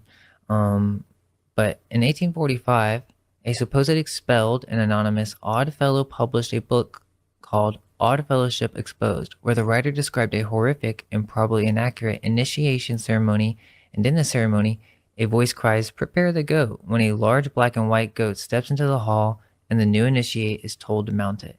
After doing this and grabbing the animal's large horns, the new initiate is thrown from the goat and lands on the floor on his back, hearing laughter all around. So, pretty strange. And then there's another book that confirms it too, so it's not just this book. And it makes you wonder, you know, why don't they talk about these odd fellows doing rituals or being very symbolic? Like, why is that not explained when we kind of look up the wiki page or just a basic explanation of these people? And I also saw that there was this book that kind of explained the symbols a little bit more, and I mean, this could be its own video, but it's very religious. It obviously seems kind of associated with something much older. This is not just some laborers who came up with all this stuff. And so, yeah, I just thought it was kind of weird that they don't really bring this up. I can't help but wonder why they went so far to make it a ritual or symbolical at all. This is just a private men's club, right? If you want to talk about philosophy, then do so, but I think it's more likely that our modern day Oddfellow lodges and groups are the remnants of a secret occult fraternity that was connected to the royal monarchy. They most likely have moved into other organizations, or only the highest ranking members truly know the history of these lodges. Look into it. These Oddfellow Masons try to make it seem like they just talk about life and working as a team and stuff, but if we look at these old photos of these Oddfellows, I think it was something else back then. Look at some of these pictures. I mean, the whole city is in on it. It's almost as if this is some type of orphanage society that groomed the orphans into controlling the next batch of orphans, possibly by giving them some knowledge of the old world.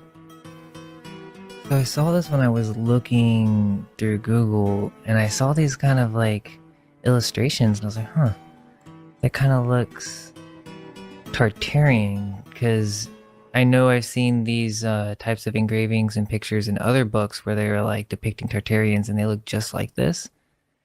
And supposedly this is Oddfellow costumes. And at first I was like not really sure if it actually was the same thing, but think it is. Here's the Skull and Bones thing. Here are some real Oddfellows, and this is basically like there's different levels. Here's a book talking about it. Let's see. The Warden, the first degree. I click on this. So I think this is something to consider. I don't know 100% how to kind of add this in, but I thought it was weird because it does remind me of some of those Tartarian depictions that we've seen. Not only are they connected with most of the local city institutions, but also the colleges. So if they didn't build all these structures, then what's going on? Well, first we need to take a look at ghost or reset cities. There are many photographs from the 1800s that should show heavily populated cities that seem to be completely empty. It's almost as if it's a total ghost town. What if the majority of these cities were already here, and then some event occurred that wiped large parts of the cities away? A lot of downtown areas are likely the result of this cataclysm.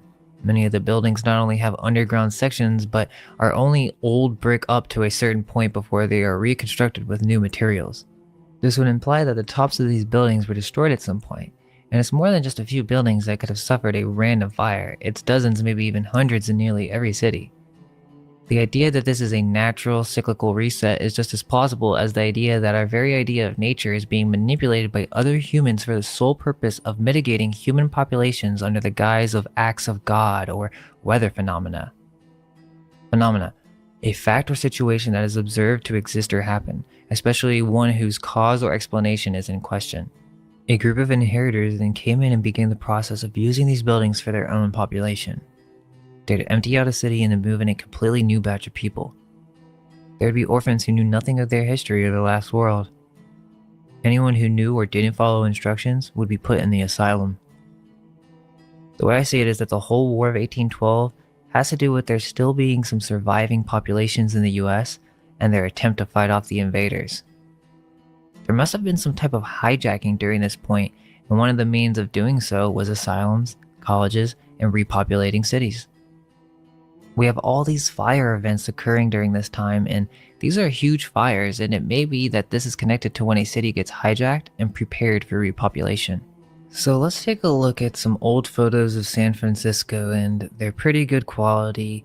It's basically a panorama, and these photos were taken in the 1870s. So according to the history of San Francisco, it was founded by Spain in November of 1769, but it was still a small settlement with, quote, inhospitable geography. So in 1850, there was still no real city yet, and it wasn't until the gold rush that people started moving into these areas in the West, as the story goes. And so the population during this time is supposed to be around 150,000, and let's keep in mind that this is only because of an odd boost in the amount of people in the 1870s, 20 years after the gold rush. It has the largest population increase if we don't include the initial population growth of the first decade. To me, this city does not look like a city of 150,000, but a city of more than 1 million. But where is everybody? There's not a soul to be seen. And one of the common explanations for this is that these were architectural photos commissioned by the owner of the buildings themselves, and so they didn't want busy streets, and it just doesn't really seem like that's the full story, as you would think there would be someone, at least some horses or children walking around. I mean, even on a Sunday, you would see people going out to church. So it's just very strange that we don't see anyone in these photos. It's not just the photos that make San Francisco suspect, but the world fairs that were built and destroyed within a span of 20 years. And this is also home to the largest earthquakes and fires known in US history. Or at least, that's what they tell us, as this seems to be a common theme with almost every city.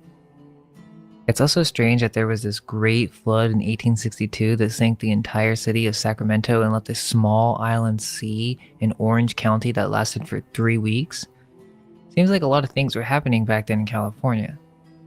This may have been one of the great events that transformed California's appearance, as it was literally thought to be an island just less than 100 years prior, but no, that's just a cartographic error.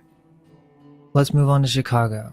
And I think I need to mention is that some people might need to see literally the exact same scenario as San Francisco with these like HD photos and all this stuff. So that's like we're seeing the weather warfare, it looks like, even with the earthquakes, the floods, and like Gandalf was talking about, it's just rinse and repeat. We're in a loop. It's just, you go back decades, you go back. A bunch of years ago, well, not a bunch, dog years ago, you see what I did there? 7 to 1.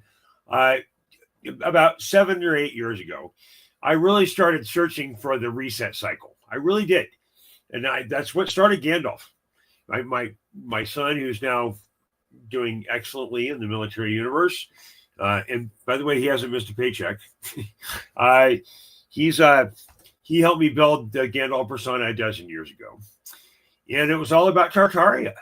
It was all about this lost engagement. I've been in the grounding technology business a long time from a lot of different angles. This is what it's all about.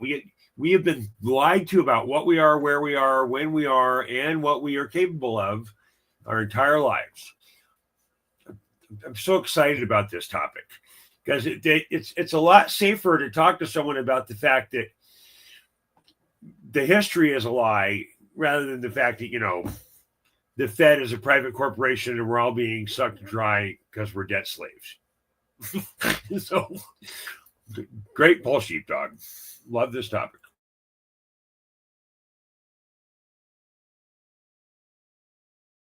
Some people might need to see literally the exact same scenario as San Francisco with these like HD photos and all this stuff, but it's not always that simple, as it's very difficult to find photos of major cities before 1870, which, if you ask me, it doesn't really make that much sense. Why does California have professional panoramic photos of their city in 1870s, but we don't see anything like that for Chicago or New York?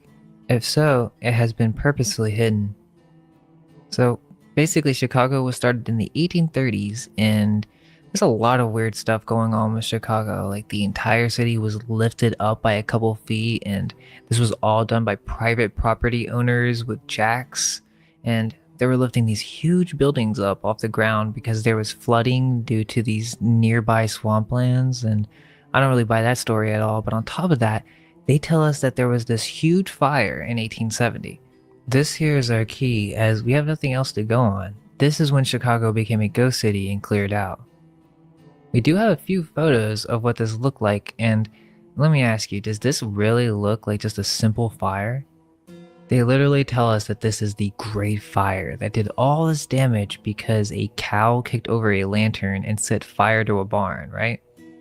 So, even the photos in the early 1900s look kind of weird and empty, and don't get me wrong, you can find photos of Chicago populated in the 1900s, but it's like 1906, 1910. This is after the city was repopulated. Before 1870s, you will not see densely populated city photos, which is strange because they completely possess the ability to take these photos, so why didn't they? It also wasn't just dependent on long exposure capture either, as other methods were already being developed, such as Thomson's revolver camera of 1862. The revolver photographique was patented in 1862 and made by a Parisian instrument maker A. Briois. The camera made 4 exposures on a circular glass plate, with the lens being held in the barrel of the gun. This allowed the photographer to aim and steady the camera with one hand, using the other hand to operate the controls. There is no excuse, the technology was there. Why don't we have more clear photos? It's looking as if they've been systematically removed. Now, New York was one of the first cities to be reset in America, as it was possibly one of the largest settlements of the Tartarians at the time. The city was most likely taken over right before the early 1800s. If we look at how it was depicted in the 1870s, we can see that it should be almost overpacked at this point, and even some of the engravings at this time show it to be very dense streets. But when we look at photos from around the 1870s time period, we really don't see that much on the streets. Yes, if you look at the 1900s photos, you'll see lots of people, but if you look just a little bit earlier, there are many photos shot during the day that show streets completely empty. And I do think that there were people here at this time, probably not as much as they tell us, but just look at all these buildings. You would think buildings this large, we would see way more people on the streets. In New York, there's another great fire that was forgotten that occurred in 1776 that destroyed almost 1,000 structures. This fire isn't really well known, but again, you see this in every city as it's a part of the reset process. They must clear these cities out before moving in a new population, and one of the excuses is fires. I found this interesting though. So according to the official history, George Washington and the Revolutionary Army had realized that the British would capture New York City, so they decided to just set fire to everything so that they would gain little from it. Now at first I thought, maybe that's a cover story, but what if there's actually something to that? It would explain why it took the inheritors until the early 1900s to repopulate New York and some of these other cities, as the Tartarians realized that they were going to lose the city and decided it was best to move west and set the cities on fire before the War of 1812. I think it's not too much of a stretch to think that when we see a revolution around this time period, there's some kind of battle going on between the new rulers and the remaining survivors of the old world. I should also mention that there was a lot of compositing going on in these early 1900 photos, which makes a lot of this even more suspicious, but even in some of the most iconic photographs, I believe these to be composites. They did the same thing for construction photos and for adding crowds in. But why would they do this? Well, the main explanation would most likely be for getting these architectural photos, and they would do a certain cleanup process in post, but I don't think that most people are thinking about that when they look at some of these older photos. They 100% had the ability to manipulate and mix photos during this time, so this isn't some crazy concept. But we can still see that something's off with the official narrative, because we should see more people and more photos going back into the 1870s. And even the photos that we do have from the 1890s and 1900s look to be very low population. Some of these photos are very ghostly, and I showed you that we would have the capabilities of shooting HD photos in the 1870s with California, yet the photos we have of New York are mostly from the 1890s and above, and the earliest ones are very, very low quality. So there's no doubt that Philly is an old world American city, but let's just think about this. So Philadelphia is started in the early 1700s, and luckily we have some of the earliest engravings of Philly that most likely are old world engravings, which show a hidden truth to the size of Philly during this time. So this is 200 years before the 1900s, yet if we look at some of these photos of Philly, it really doesn't seem as populated as it should be. Now, we do have photos of Philly in the 1840s, and it's a small view. Most of these have a small view, but no one really seems to be in these photos. Kind of weird that there are no people to be seen, no horses. And we also have to realize that the photos that we have from most of these cities in the 1850s belong to private collections.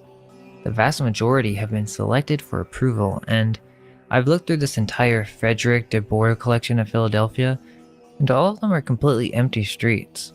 They have these very narrow angles, and it just seems very, very empty. When it comes to Baltimore, there are very few pictures before 1870. Again, that doesn't really make sense, and one of the earliest photos is just some random photo of a market. We have photos from the 1900s, and even then it seems that the city was not that densely populated. With structures like this, tell me, where are all the people at? It seems by 1910 they finally started to get the streets busy. This is supposed to be Baltimore in 1870. So why is it that there are such few photos, and the ones that we do have, there's only a couple people in them? And I could continue to do this for other cities in America, such as Louisville, Atlanta, Detroit, and many others, but this isn't something constrained just to the United States. In Toronto, it's completely empty.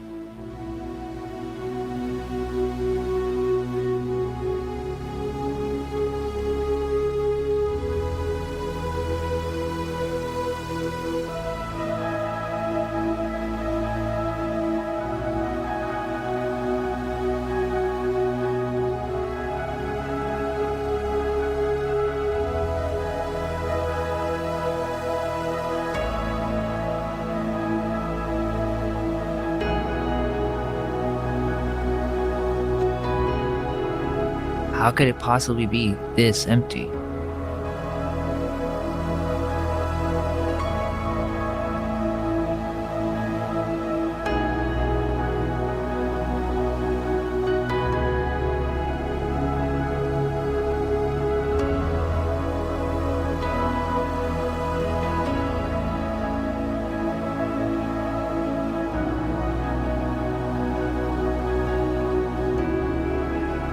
Venice.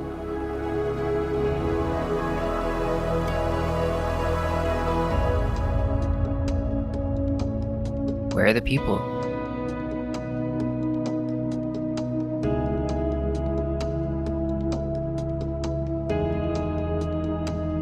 They're all missing.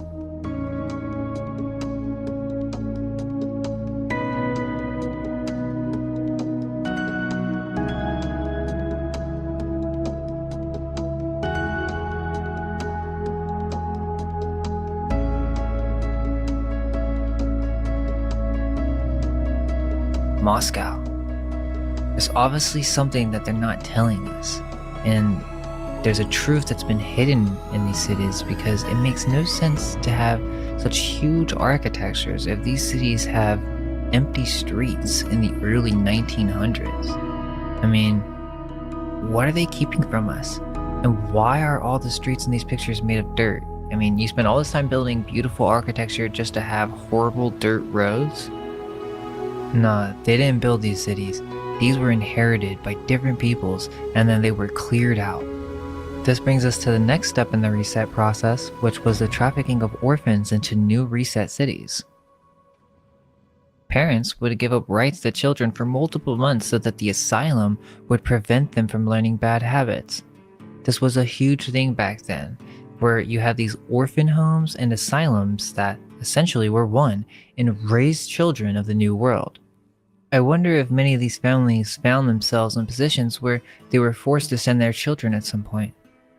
From Alone in the World, Orphans and Orphanages in America by Catherine Reef, quote, "Through much of the 19th century, orphanages broke families apart. A parent placing a child in asylum usually was forced to give up all rights to him or her.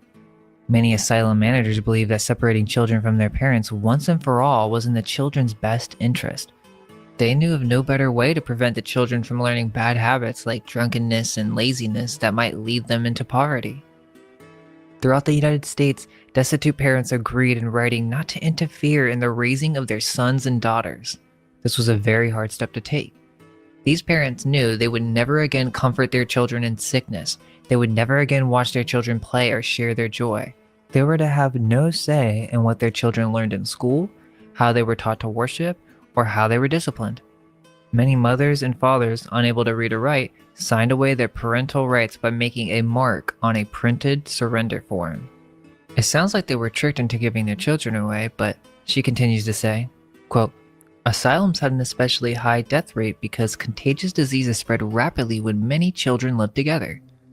In 1849, 20 children died at the Colored Orphan Asylum in New York City, 9 of them from cholera. In 1840, the managers of the Washington City Orphan Asylum were pleased to report, quote, "Within the last 12 months, the withering hand of sickness has barely touched the inmates of the orphan's home. One infant spirit had been translated to a brighter world. Quote, 1 or 2 deaths in a year was a statistic worthy of pride." Cruel living conditions in many asylums promoted the spread of disease. It was not unusual in the first half of the 19th century for orphans to sleep 3 or 4 to a bed. They bathed rarely and wore grimy, stained clothes, giving asylums the sour, poor house smell that anyone who worked among the needy knew all too well. In 1859, when 4 Roman Catholic nuns took charge of St. Vincent's Orphan Asylum in Philadelphia, they found that of the 27 children in the orphanage, 13 were suffering from a skin disease all over the whole body. The children had no clothes for a change and only one suit which they wore. I could actually keep going. There are a lot of these stories when it comes to these orphanages, but the point is that these were not nice places to be. If they had so much money to build these massive structures, right?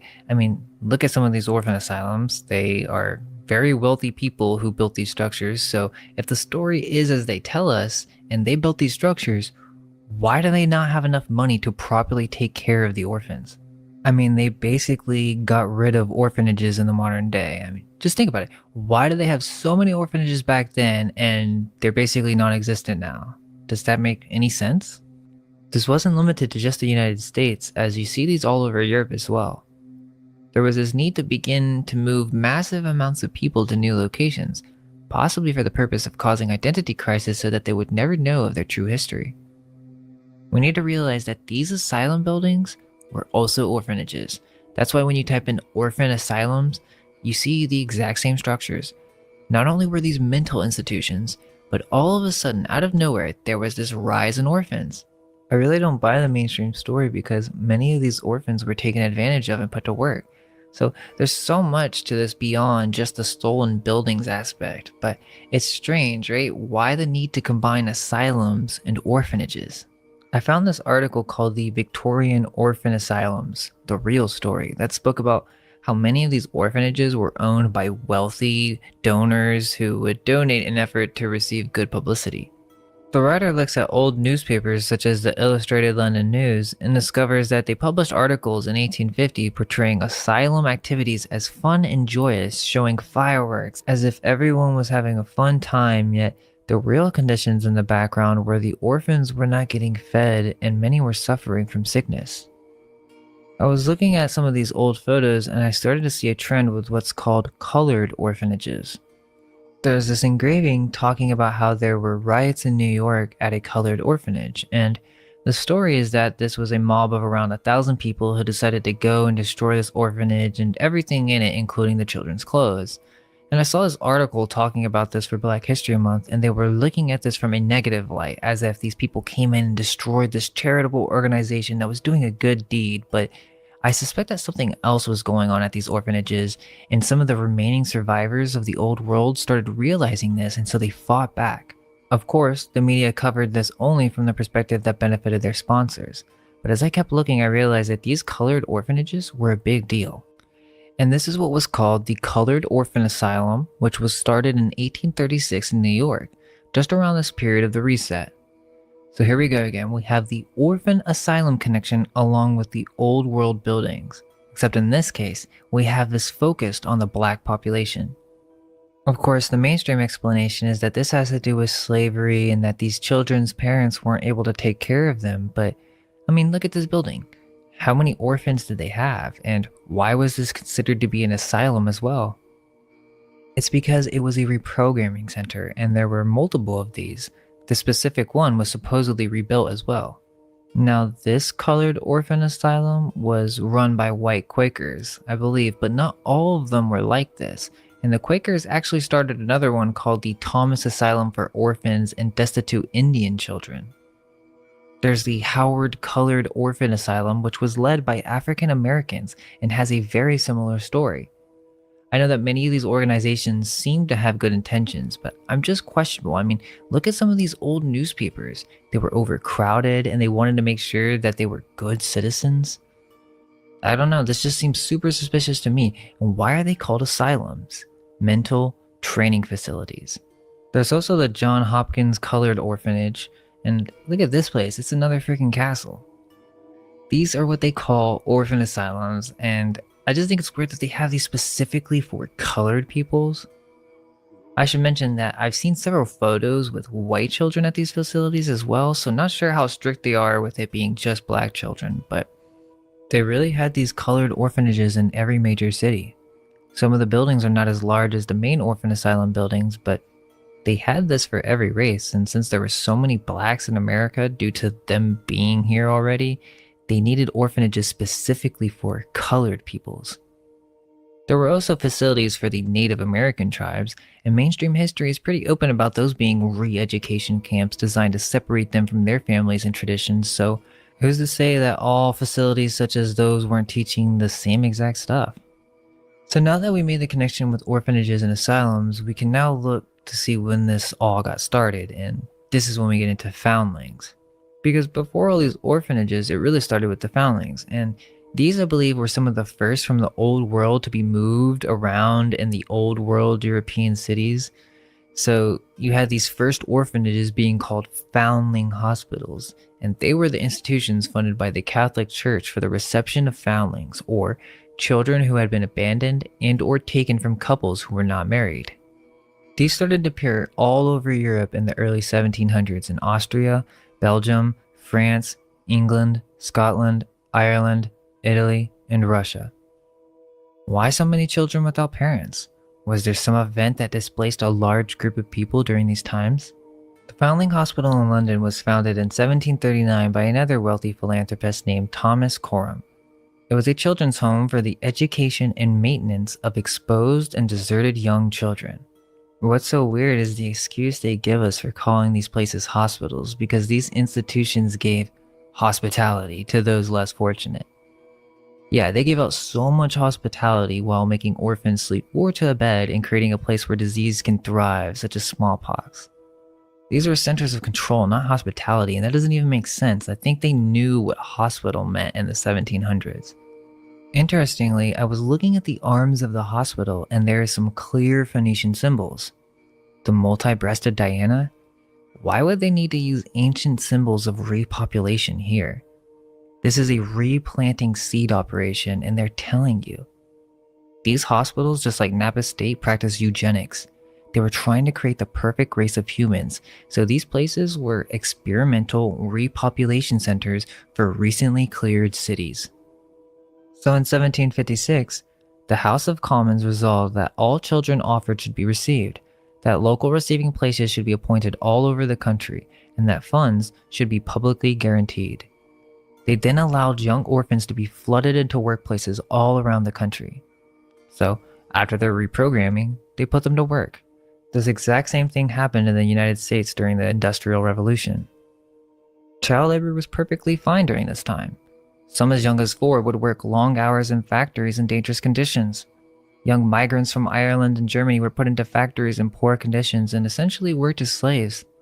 It's possible that many of these factories and orphanages were owned by the British, who were then commissioned by the Royal Venetians, and they would take over an old world property and begin using these orphans as slaves to use as their own workers. In the Industrial Revolution, most of the children who were workers were orphans and they had no choice to work for food. These children received little to no education. They would work in coal mines from 4 a.m. to 5 p.m., and the young girls would work in match factories, and the harsh chemicals would often cause them to lose their teeth. So, if these orphan asylum hospitals are named hospitals for their hospitality, then why is it that most of these orphans ended up being used in factories during this time? It wasn't until 1938 with the Fair Labor Standards Act that there was limitations placed on child labor. Interestingly, this is right around the time when orphanages started to fizzle away. I guess they lost their ambitions to help the needy once they realized they couldn't be worked any longer. So essentially, it started with these foundling institutions that relocated and placed the children whose parents most likely were associated with the old world in some way, and these children were then put through cleansing or reprogramming, right? And then these orphans went on to become Odd Fellows. These Odd Fellows were funded by royalty and older secret societies. These Oddfellow orphan Freemasons started creating orphanages in old world buildings in America to begin repopulating newly taken over cities. They would send in orphans via the orphan trains. This is in the official history. Between the period of 1854 to 1929, over 300,000 children were transported from New York to the Midwest over a 75-year period in the largest mass migration of children in American history. As many of 25% of these orphans were Irish, interestingly. So don't get it twisted, this was an operation. This was no philanthropic pursuit, this was planned and coordinated. Quote, in the 1870s, the Catholic Church became concerned that many Catholic children were being sent to Protestant homes and were being inculcated with Protestant values. They began operating their own placing out program via the railroad sponsored by the New York Foundling Hospital. Quote, many children fell through the cracks. They were mistreated, malnourished, and overworked, says writer and researcher Marilyn Holt, author of the book The Orphan Trains Placing Out in America. Quote, on the other hand, for at least half, it was a good experience. They had opportunities that they would not have if they stayed where they were. They may not have even survived childhood. End quote. Now, when she says they had opportunities, I think what she really means is that they actually had a chance to join the orphan club, or, like the Oddfellows, had connections with the higher-ups or local officials that then gave them better positions. For the vast majority, this was not the case, but they like to mention that they did get some opportunities, as if this was representative of most of these orphans. Their opportunities were to be worked or starved for most of them. Today, it is said that over 2 million Americans are descended from orphan train riders. It could be even more than that. They use these old world train technologies to traffic vast amount of newly programmed orphans into these cities. This happened in almost every major city in America. According to the official narrative, quote, the co-founders of the orphan train movement claimed that these children were orphaned, abandoned, abused, or homeless, but this was not always true. There were mostly the children of new immigrants and the children of the poor and destitute families living in these cities. Criticisms include ineffective screening of caretakers, insufficient follow-ups on placements, and that many children were used as strictly slave farm labor. End quote. Shouldn't that make us question all of these orphanages and asylums? 3 charitable institutions, Children's Village, founded 1851 by 24 philanthropists, the Children Aid Society, established 1853 by Charles Loring Brace, New York Foundling Hospital are some of the organizations behind these orphan trains. This was funded by wealthy donors who had no interest in caring for these children. I thought this was weird when I saw this in the criticism section on Wikipedia. Quote, many children lost their identity through forced name changes and repeated moves. In 1996, Alice Allier said, quote, I was one of the luckier ones because I knew my heritage. They took away the identity of the younger writers by not allowing contact with the past, end quote. So they lost their identity and were given completely new names. So just think about that, because they don't really mention this clearly when you first look into this. Over 300,000 people essentially got their histories erased and were placed into brand new cities. This is exactly what they wanted, identity crisis, so that we would have no idea who we were in the past. And look at this. Quote, all orphan train children were true orphans, but were made into orphans by forced removal from their biological families to be placed out in other states. Some claim this was a deliberate pattern intended to break up immigrant Catholic families. Some abolitionists opposed placements of children with Western families, viewing indentureship as a form of slavery, end quote. The Children's Aid Society's 6th annual report is a random sample of Children's Aid Society placements made between 1854 and 1890, indicated that 72% of all children placed had at least one living parent. These records also indicate that adult relatives frequently accompanied children on the orphan trains. Basically, they weren't even orphans. They were taken from their parents and relocated by force. Quote, orphan trains were the target of lawsuits, generally filed by parents seeking to reclaim their children. Right? So they don't really tell us the full story about these orphanages. They're not mentioning that, oh, we actually took these children from their parents. So there's something definitely else going on when it comes to asylums, prisons, orphanages, or foundling hospitals all around this time of the 1800, 1812 period, where you start to have these reset ghost cities. And it really makes you think if this was an underground operation that they leave out of the history books, and the purpose was to repopulate recently conquered old world cities with brand new reprogrammed orphans ready for reset with no memories of the past generation. You see, many people are curious as to how could such a history be hidden from us, but if you consider the orphan trains, it makes sense that the first people placed in these cities were orphans who had no idea of their past, so why would they even question the buildings? Their owners could have just gave them a different explanation at the time, and like I said, I think that the very first group of orphans into a city are actually like the prized choiced ones. They are the ones selected to be odd fellows and control the next batch of orphans who come in. So they probably know a little bit and they were given more opportunities in the starting of the city, but they too themselves probably know little of what happened. That secret is known by the royal Phoenician families and other secret organizations who most likely have never revealed their name. Well, I hope you guys enjoyed these last two, and let us know your thoughts in the comments. Tell your friends about us if you can, and go check out the entire Tartaria Explained playlist. It's getting pretty big. It's almost 10 parts now, so there's a lot compiled at this point. But what do you guys think? Is there something going on with these asylums, prisons, and orphanages? What do you make of these ghost cities and orphan trains? Stay curious, and all we can hope is that our minds may be unveiled. Let go of everything you think to be true. Relax the mind and ask the question, do I truly understand what this reality is?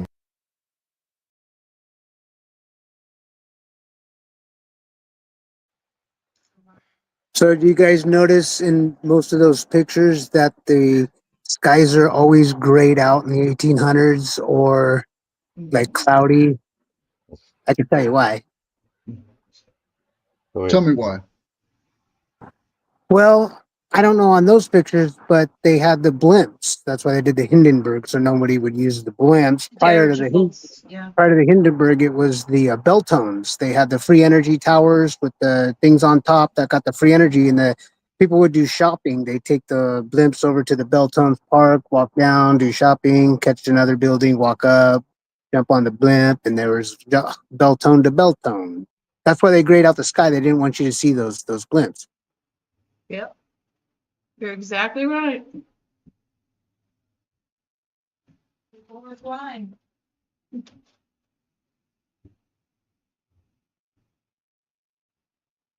That would be called your free right to travel right there, huh? Yeah, exactly. Did you think notice the exactly? Did you notice the buildings, what they were called? The orphanage. They had Hebrew. They had one called Q. What was the other one? Jewish, all different types. Yeah. So I think they call it Vanilla Skies, like the movie with Tom Cruise, Vanilla Skies. Right. Yep. I was just thinking the same thing, Sheepdog, Vanilla Sky. Yep. I don't know if that's. But yeah, you can see in some of these postcards they had the blimps in there and postcards way before the Wright brothers even flew Like that with book. planes on them. That book I got, Tartaria. It shows that they called them airships, and they had like real fancy ones that look like swans and all sorts of different ones. Yeah. Yep, yep. So look at this, John Hopkins. Where do we know that name from? Hmm. Hmm. Right, John Hopkins University. They were part of the simulation in Yep. October 2019. Right. Yep. Um,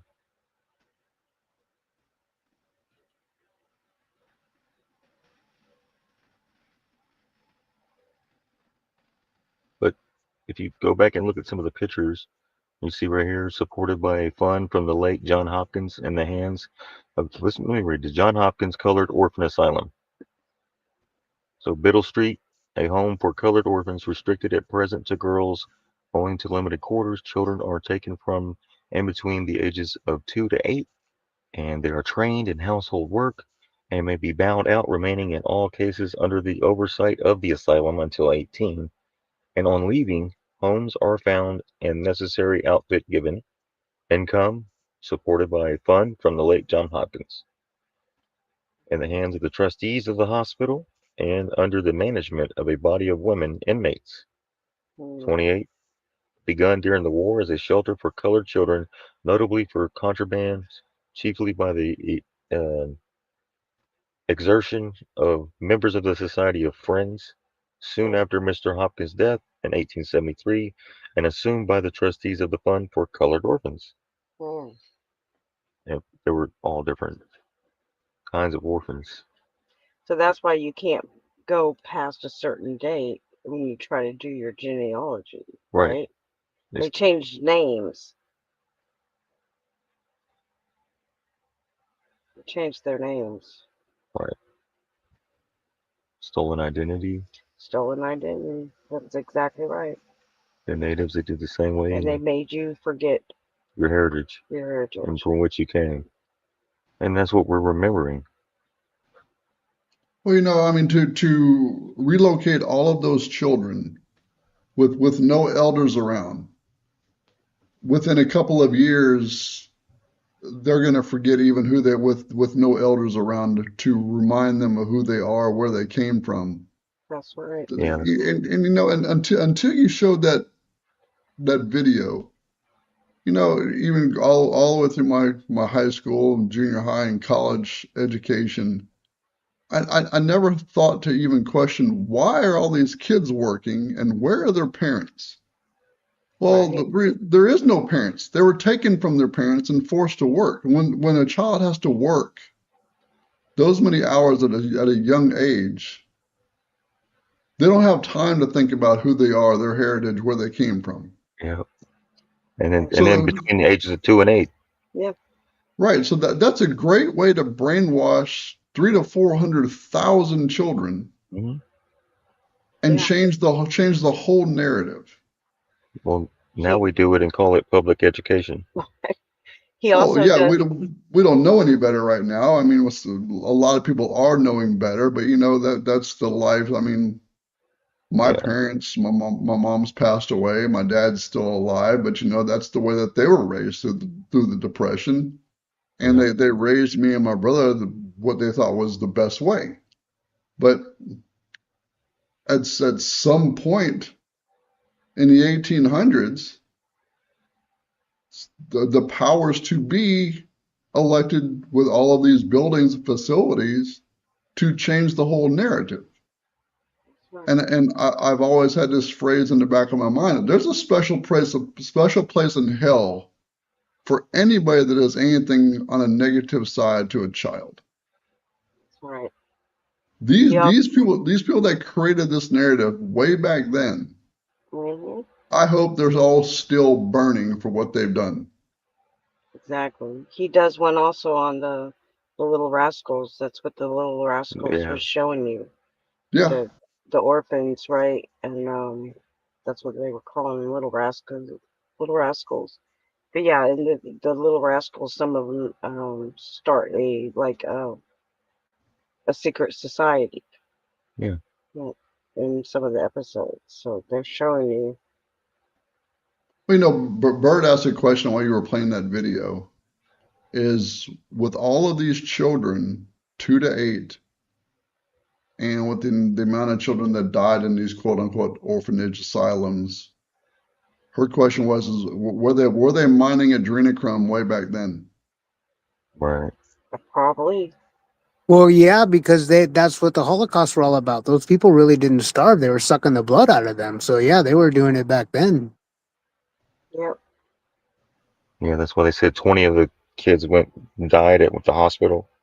Yeah. Remember the Queen showed up to that one hospital in Canada? Well, see, and sure. And Bert had another question with all of these quote unquote high society people showing up at all of these fairs to go see the incubators. Was that because that they were clones and couldn't have children of their own and they were actually being given these children? Well, that's what he was saying. He said they could be clones or they could be just genetically modified, taken from their mother's wombs, maybe early. I don't know. That's a good question. And that I was going to bring it up with. Sorry, you go ahead if you need.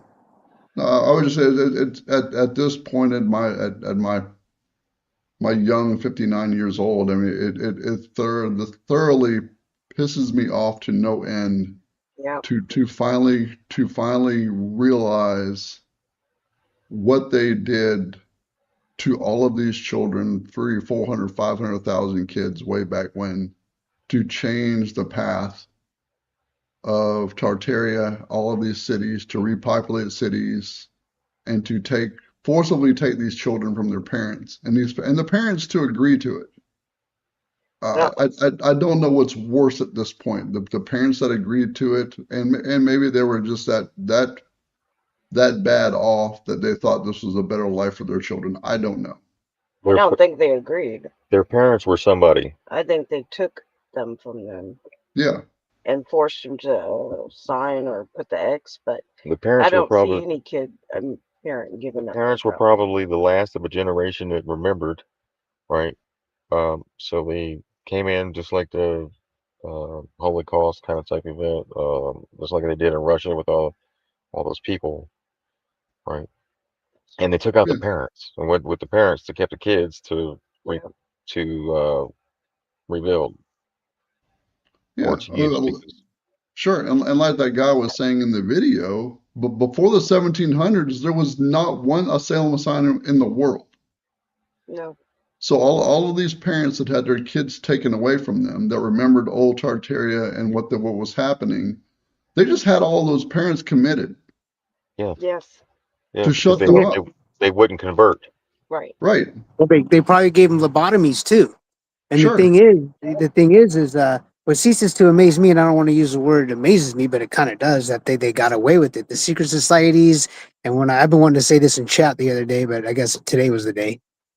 But how they got away with all this stuff, like with their symbolism and everything right in front of our faces. And I mean, just like Hollywood, man. And my thing, they were having a party. They were having a great time. It's a demonic, satanic great time. But I mean, it's crazy how they got away with it. You know, just having all this stuff that they did and the symbolism and the robes. And I mean, you know, history does repeat itself, and here we are now. But it's crazy how so many people were asleep to what actually was going on, you know, and here we are, 2025 per se, that, you know, now we're all talking about it instead of then, you know, we're talking about it now. It's crazy how they just got away with that. Yeah, it is. But they did.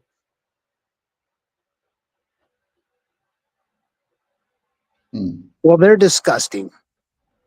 It is. It makes you sick. Yeah. And this is me being mad.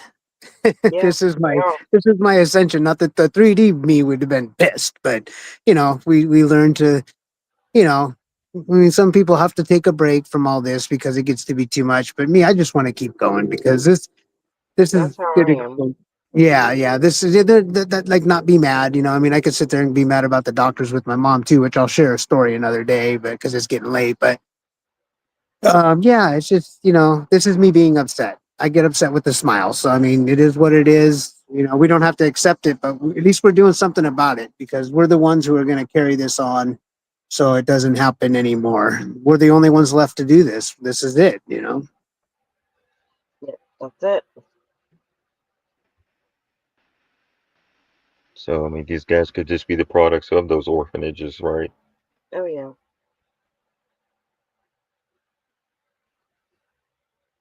Who knows? Is it older pigs?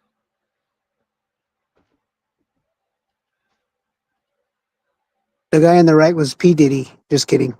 Well, like in the movie They Live, like if you can't beat them, some of them joined them. Right? Yeah, that's what he said Yeah. in that movie. They live. If you can't beat them, they join them. They own the world. Yep. Well, I'm all out of bubble gum, if you know what I mean. That's right. Gotcha. Yeah, so this is the Indiana album, John Hosteller collection.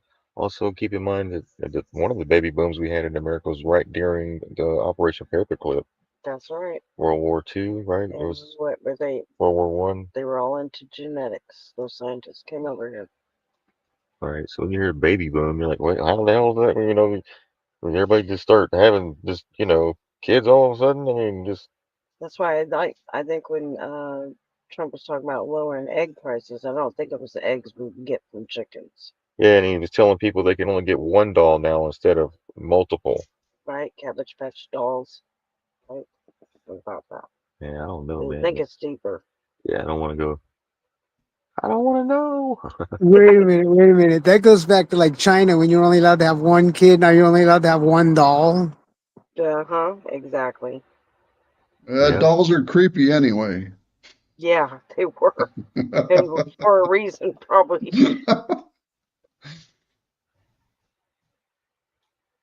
Yeah, so here we just see some more symbolism: the handshake, Grand United Order of Odd Fellows, right? Yeah, they The were skull and odd. bones.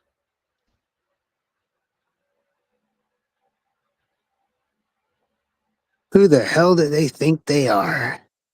They think they're God, I guess. Right here.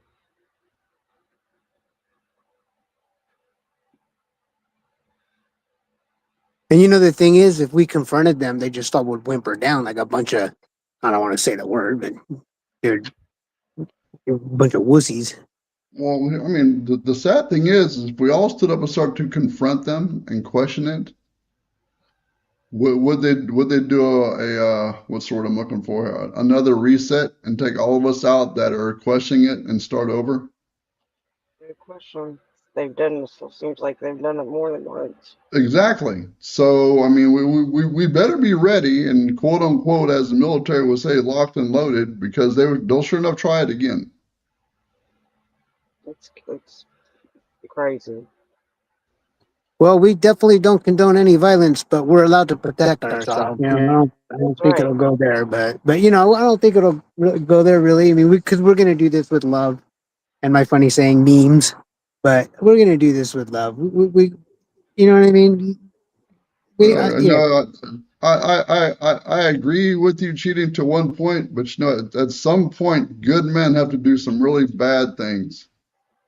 Well, I agree. Thank God I'm a good man You know what I'm saying? Hey, I'll take the alternative. I ain't gonna lie. I've been sitting down long enough. I'm a spring chicken still in certain ways, man. I don't want to say anything, but you know, I can sit here and do it with love, or I can do the alternative if need be.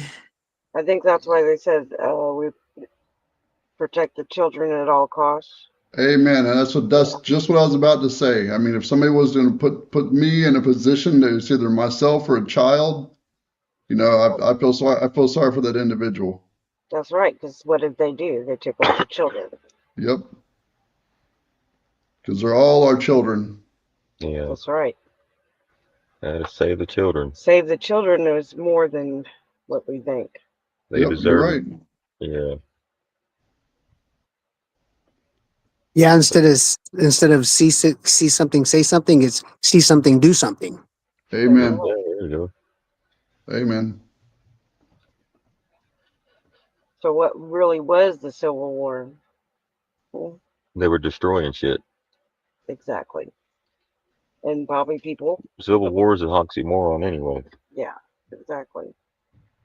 Right.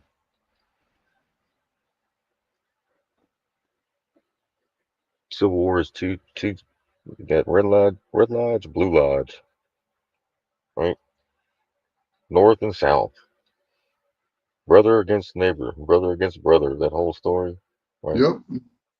I just couldn't understand why would one brother support one team and the other brother supports the other, and then they go hit a field and kill each other. I'm like, that's impossible. I would me and my brother would never pick opposite teams. That's what they're saying. That the history that told us is not. It's what they gave us. Yeah, it didn't make any sense. But then you go back and you look at the destruction of what all they did. That's what they really don't talk about. Right. And They that's talk about- what all of it was for. All of it was to destroy the evidence and destroy what was being exposed. Yeah, they talk about battlefields now. That's how, like you have what's one of the famous battlefields, right? They go fight in the middle of a farm, in the middle of a field, and then that's it. No, I think there was one. So the Patriot with Mel Gibson. Yes. Or is that the movie Yep. I think that's Yep. what took place. The people that were still living there, it was their heritage. Then you had some other force come in and try to force them to fight for them, or they did something to the family or whatever. Yeah, exactly. There's To go back and look at that movie. Yep. Yeah, They got manipulated and drug into the war because he shot one of his kids. Yeah. But you know what? I mean, not granted it was a movie, but any father would have done the same thing. Oh yeah. Yeah. He didn't want to have to do it, but he did it. Yeah. But that is it. We're at 2 hours. Yes. Alrighty, a lot of interesting topics tonight. Yeah, and you also got to remember when they were what was it in Arkansas? They were trying to pass that children can work. Yeah. Right? Yeah, Huckabee Sanders was talking about lowering the age limit of workers. DeSantis recently to 14 years. Yep. Stuff like that. It didn't pass, but as far as I don't know. As far as I know, but hell, I worked when my dad took me to work with him. So I mean, my dad put me to work. Yeah, He but didn't. I'm talking about because in this, all those kids were working right in the factories. Yeah. Yeah, my dad took me to work when I was a kid. On the weekends and shit, if I needed money for the movies, I better take my ass to the yard. That's different for family. Oh. Right? Yeah. But on that note, though, the reason that some of the local governments are trying to do that, in my opinion, is because there's jobs out there that need to be filled, but quote unquote mature adult doesn't want to do that for that pay. So the only thing that they got left is to lower the age to fill those positions. Right, I see what you're saying. Yeah. Because they which is sad that, and excuse my French, But a grown ass adult that's out of work who needs to work to provide for their family. Now, granted, I understand minimum wage sucks, but why lower the working age to 13 or 14 when mom and dad should go do that job? That's my opinion on it. Well, why is it so bad that the 14-year-old has to get a job too? Exactly. Because mom or dad doesn't want to work, or they're an orphan, or they're living with grandma because they're no longer living with mom and dad, or something happened to the parent. I don't know. Well, they But put the woman to work to get more taxes, and now they're putting the children to work to get more taxes. And then the other thing I wanted to say is then they're going to raise the retirement to, oh, you know what I mean? It's like they're just grasping for straws at this point. I mean, even though they could print all the money in the world, but you know what I'm saying? It's like lower that, raise this, do that. It's like the whole everything is really starting to get stupid. I hope it's just like gonna all come to an end. You know, I hope now they're doing 50-year mortgages. Sure. Hell yeah. They are thoroughly trying to enslave us from a very young age where we shouldn't be, where those individuals shouldn't have to work, to a very old age. I think what's it now? They're trying to raise it to what, 67 or 69 years old now for retirement age? Yep. They're trying to enslave us for freaking 60 years? Yeah. Yep. Yeah, man. And put us in deeper in debt. He wants to change the mortgage to 50-year mortgage loans now. That way you can't. That way you don't want to get them. That's what it is. You'll own nothing and be happy. That's right. Trying to force you out of it. I'd rather Well, just that do tells it. me that the house pricing, the house market pricing is not going to go down because they figure just like a car loan. You know, I used to do 4 years, 5 years. Now they're doing 8 years, 10 years. You know, it's like so that just tells me that the pricing is not going to come down. But if everybody thought like we did, then this stuff would be over tomorrow morning. Oh yeah, but more people need to know these things. Maybe that 50-year mortgage will wake them up and make them go, "What? It's already 30." And then they start looking into mortgages and they realize where all that came from, and 50. Maybe that might snap some people out of it. But some people might look at it as a way to just drag out the damn payments. Well, no, they'll look at it like, oh, I can afford a home now because it'll drive the monthly payment. You know what I mean? But then people will sign up for that. You know, it's stupid. $800 a month times 50 years. Yeah, exactly. Something more affordable than they're getting now. Yeah, they'll do it. Yep. Well, and that's where it's our job, and it goes back to what Cheating was saying in the pre-show of getting out of the matrix and exiting the matrix. It's mentoring and raising and educating the younger people to not strap themselves with more than what they can afford, and to make sure that they put stuff away for a quote unquote nest egg at some point, that they can stop working and not be strapped for 60 years of maintaining a job. Yeah, I mean, that happen. yep. I mean, luckily, Bird and I are at least our three sons have figured that out before the age of 30 of to not strap themselves or their families to what they could afford if they want to stretch it out for 8 years for a car and 50 years for a home. They really have put a lot of thought into what they're doing. Yeah, and now it's a piece of crap home and an undependable car. It sucks all around the board, man. You got to buy a used home, you got to buy a used car. Yeah.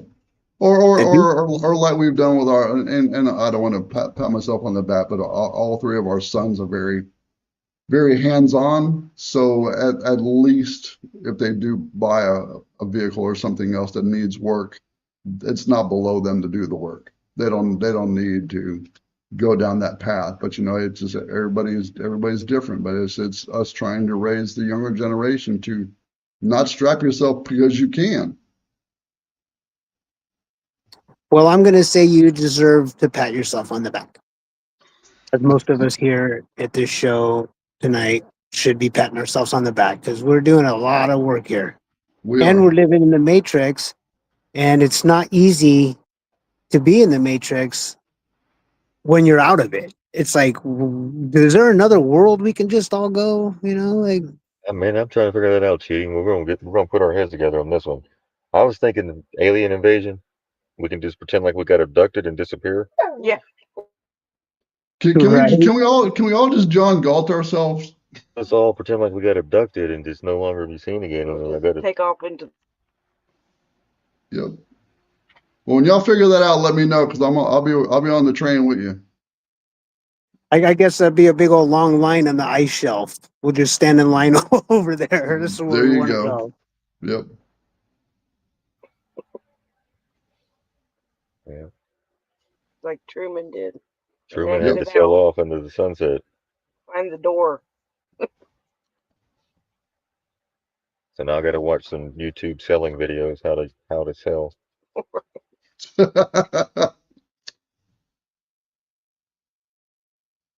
No, but I've been watching those selling people. They just sell wherever they want. It's crazy. Yeah. I'm just like, wow, y'all aren't being messed with out there. No, No, they're that just guy went all the way to where? around the On the ski-doo. yeah, the jet ski to the Bahamas. Yeah. But I'm talking about the sailboats. The people that are out there hitting like Oh yeah. going from country to country. Yeah. Well, I saw a story about a guy who sailed into inner Earth. Him and his buddy, they sailed into inner Earth, and it was amazing.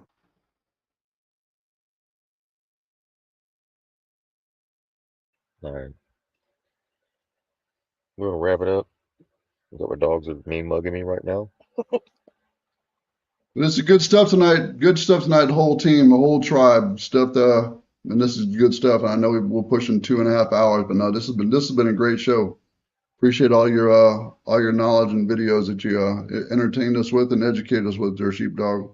I appreciate Mind Unveiled for doing all that work. So Yeah. go subscribe to the channel. He's got really old books. Oh yeah, And thanks for joining me. Just kidding. Thanks for having me, sheepdogs. thank you for Thank coming. you, Judy. But Thank you, Nadine. he shows a lot of pictures of stuff that he skims right over. Like if you go back and watch it again and see and go look up some of the stuff that he's showing, because he doesn't talk about some of the stuff, he just shows the pictures. Mhm. But it's got a lot more information in the pictures and in the books, et cetera, et cetera. So wealth of information. But that's it. Good night. Good night, everyone. Good night, everybody. Thanks everybody for being here. Yeah, have a fun night. Good night, everyone.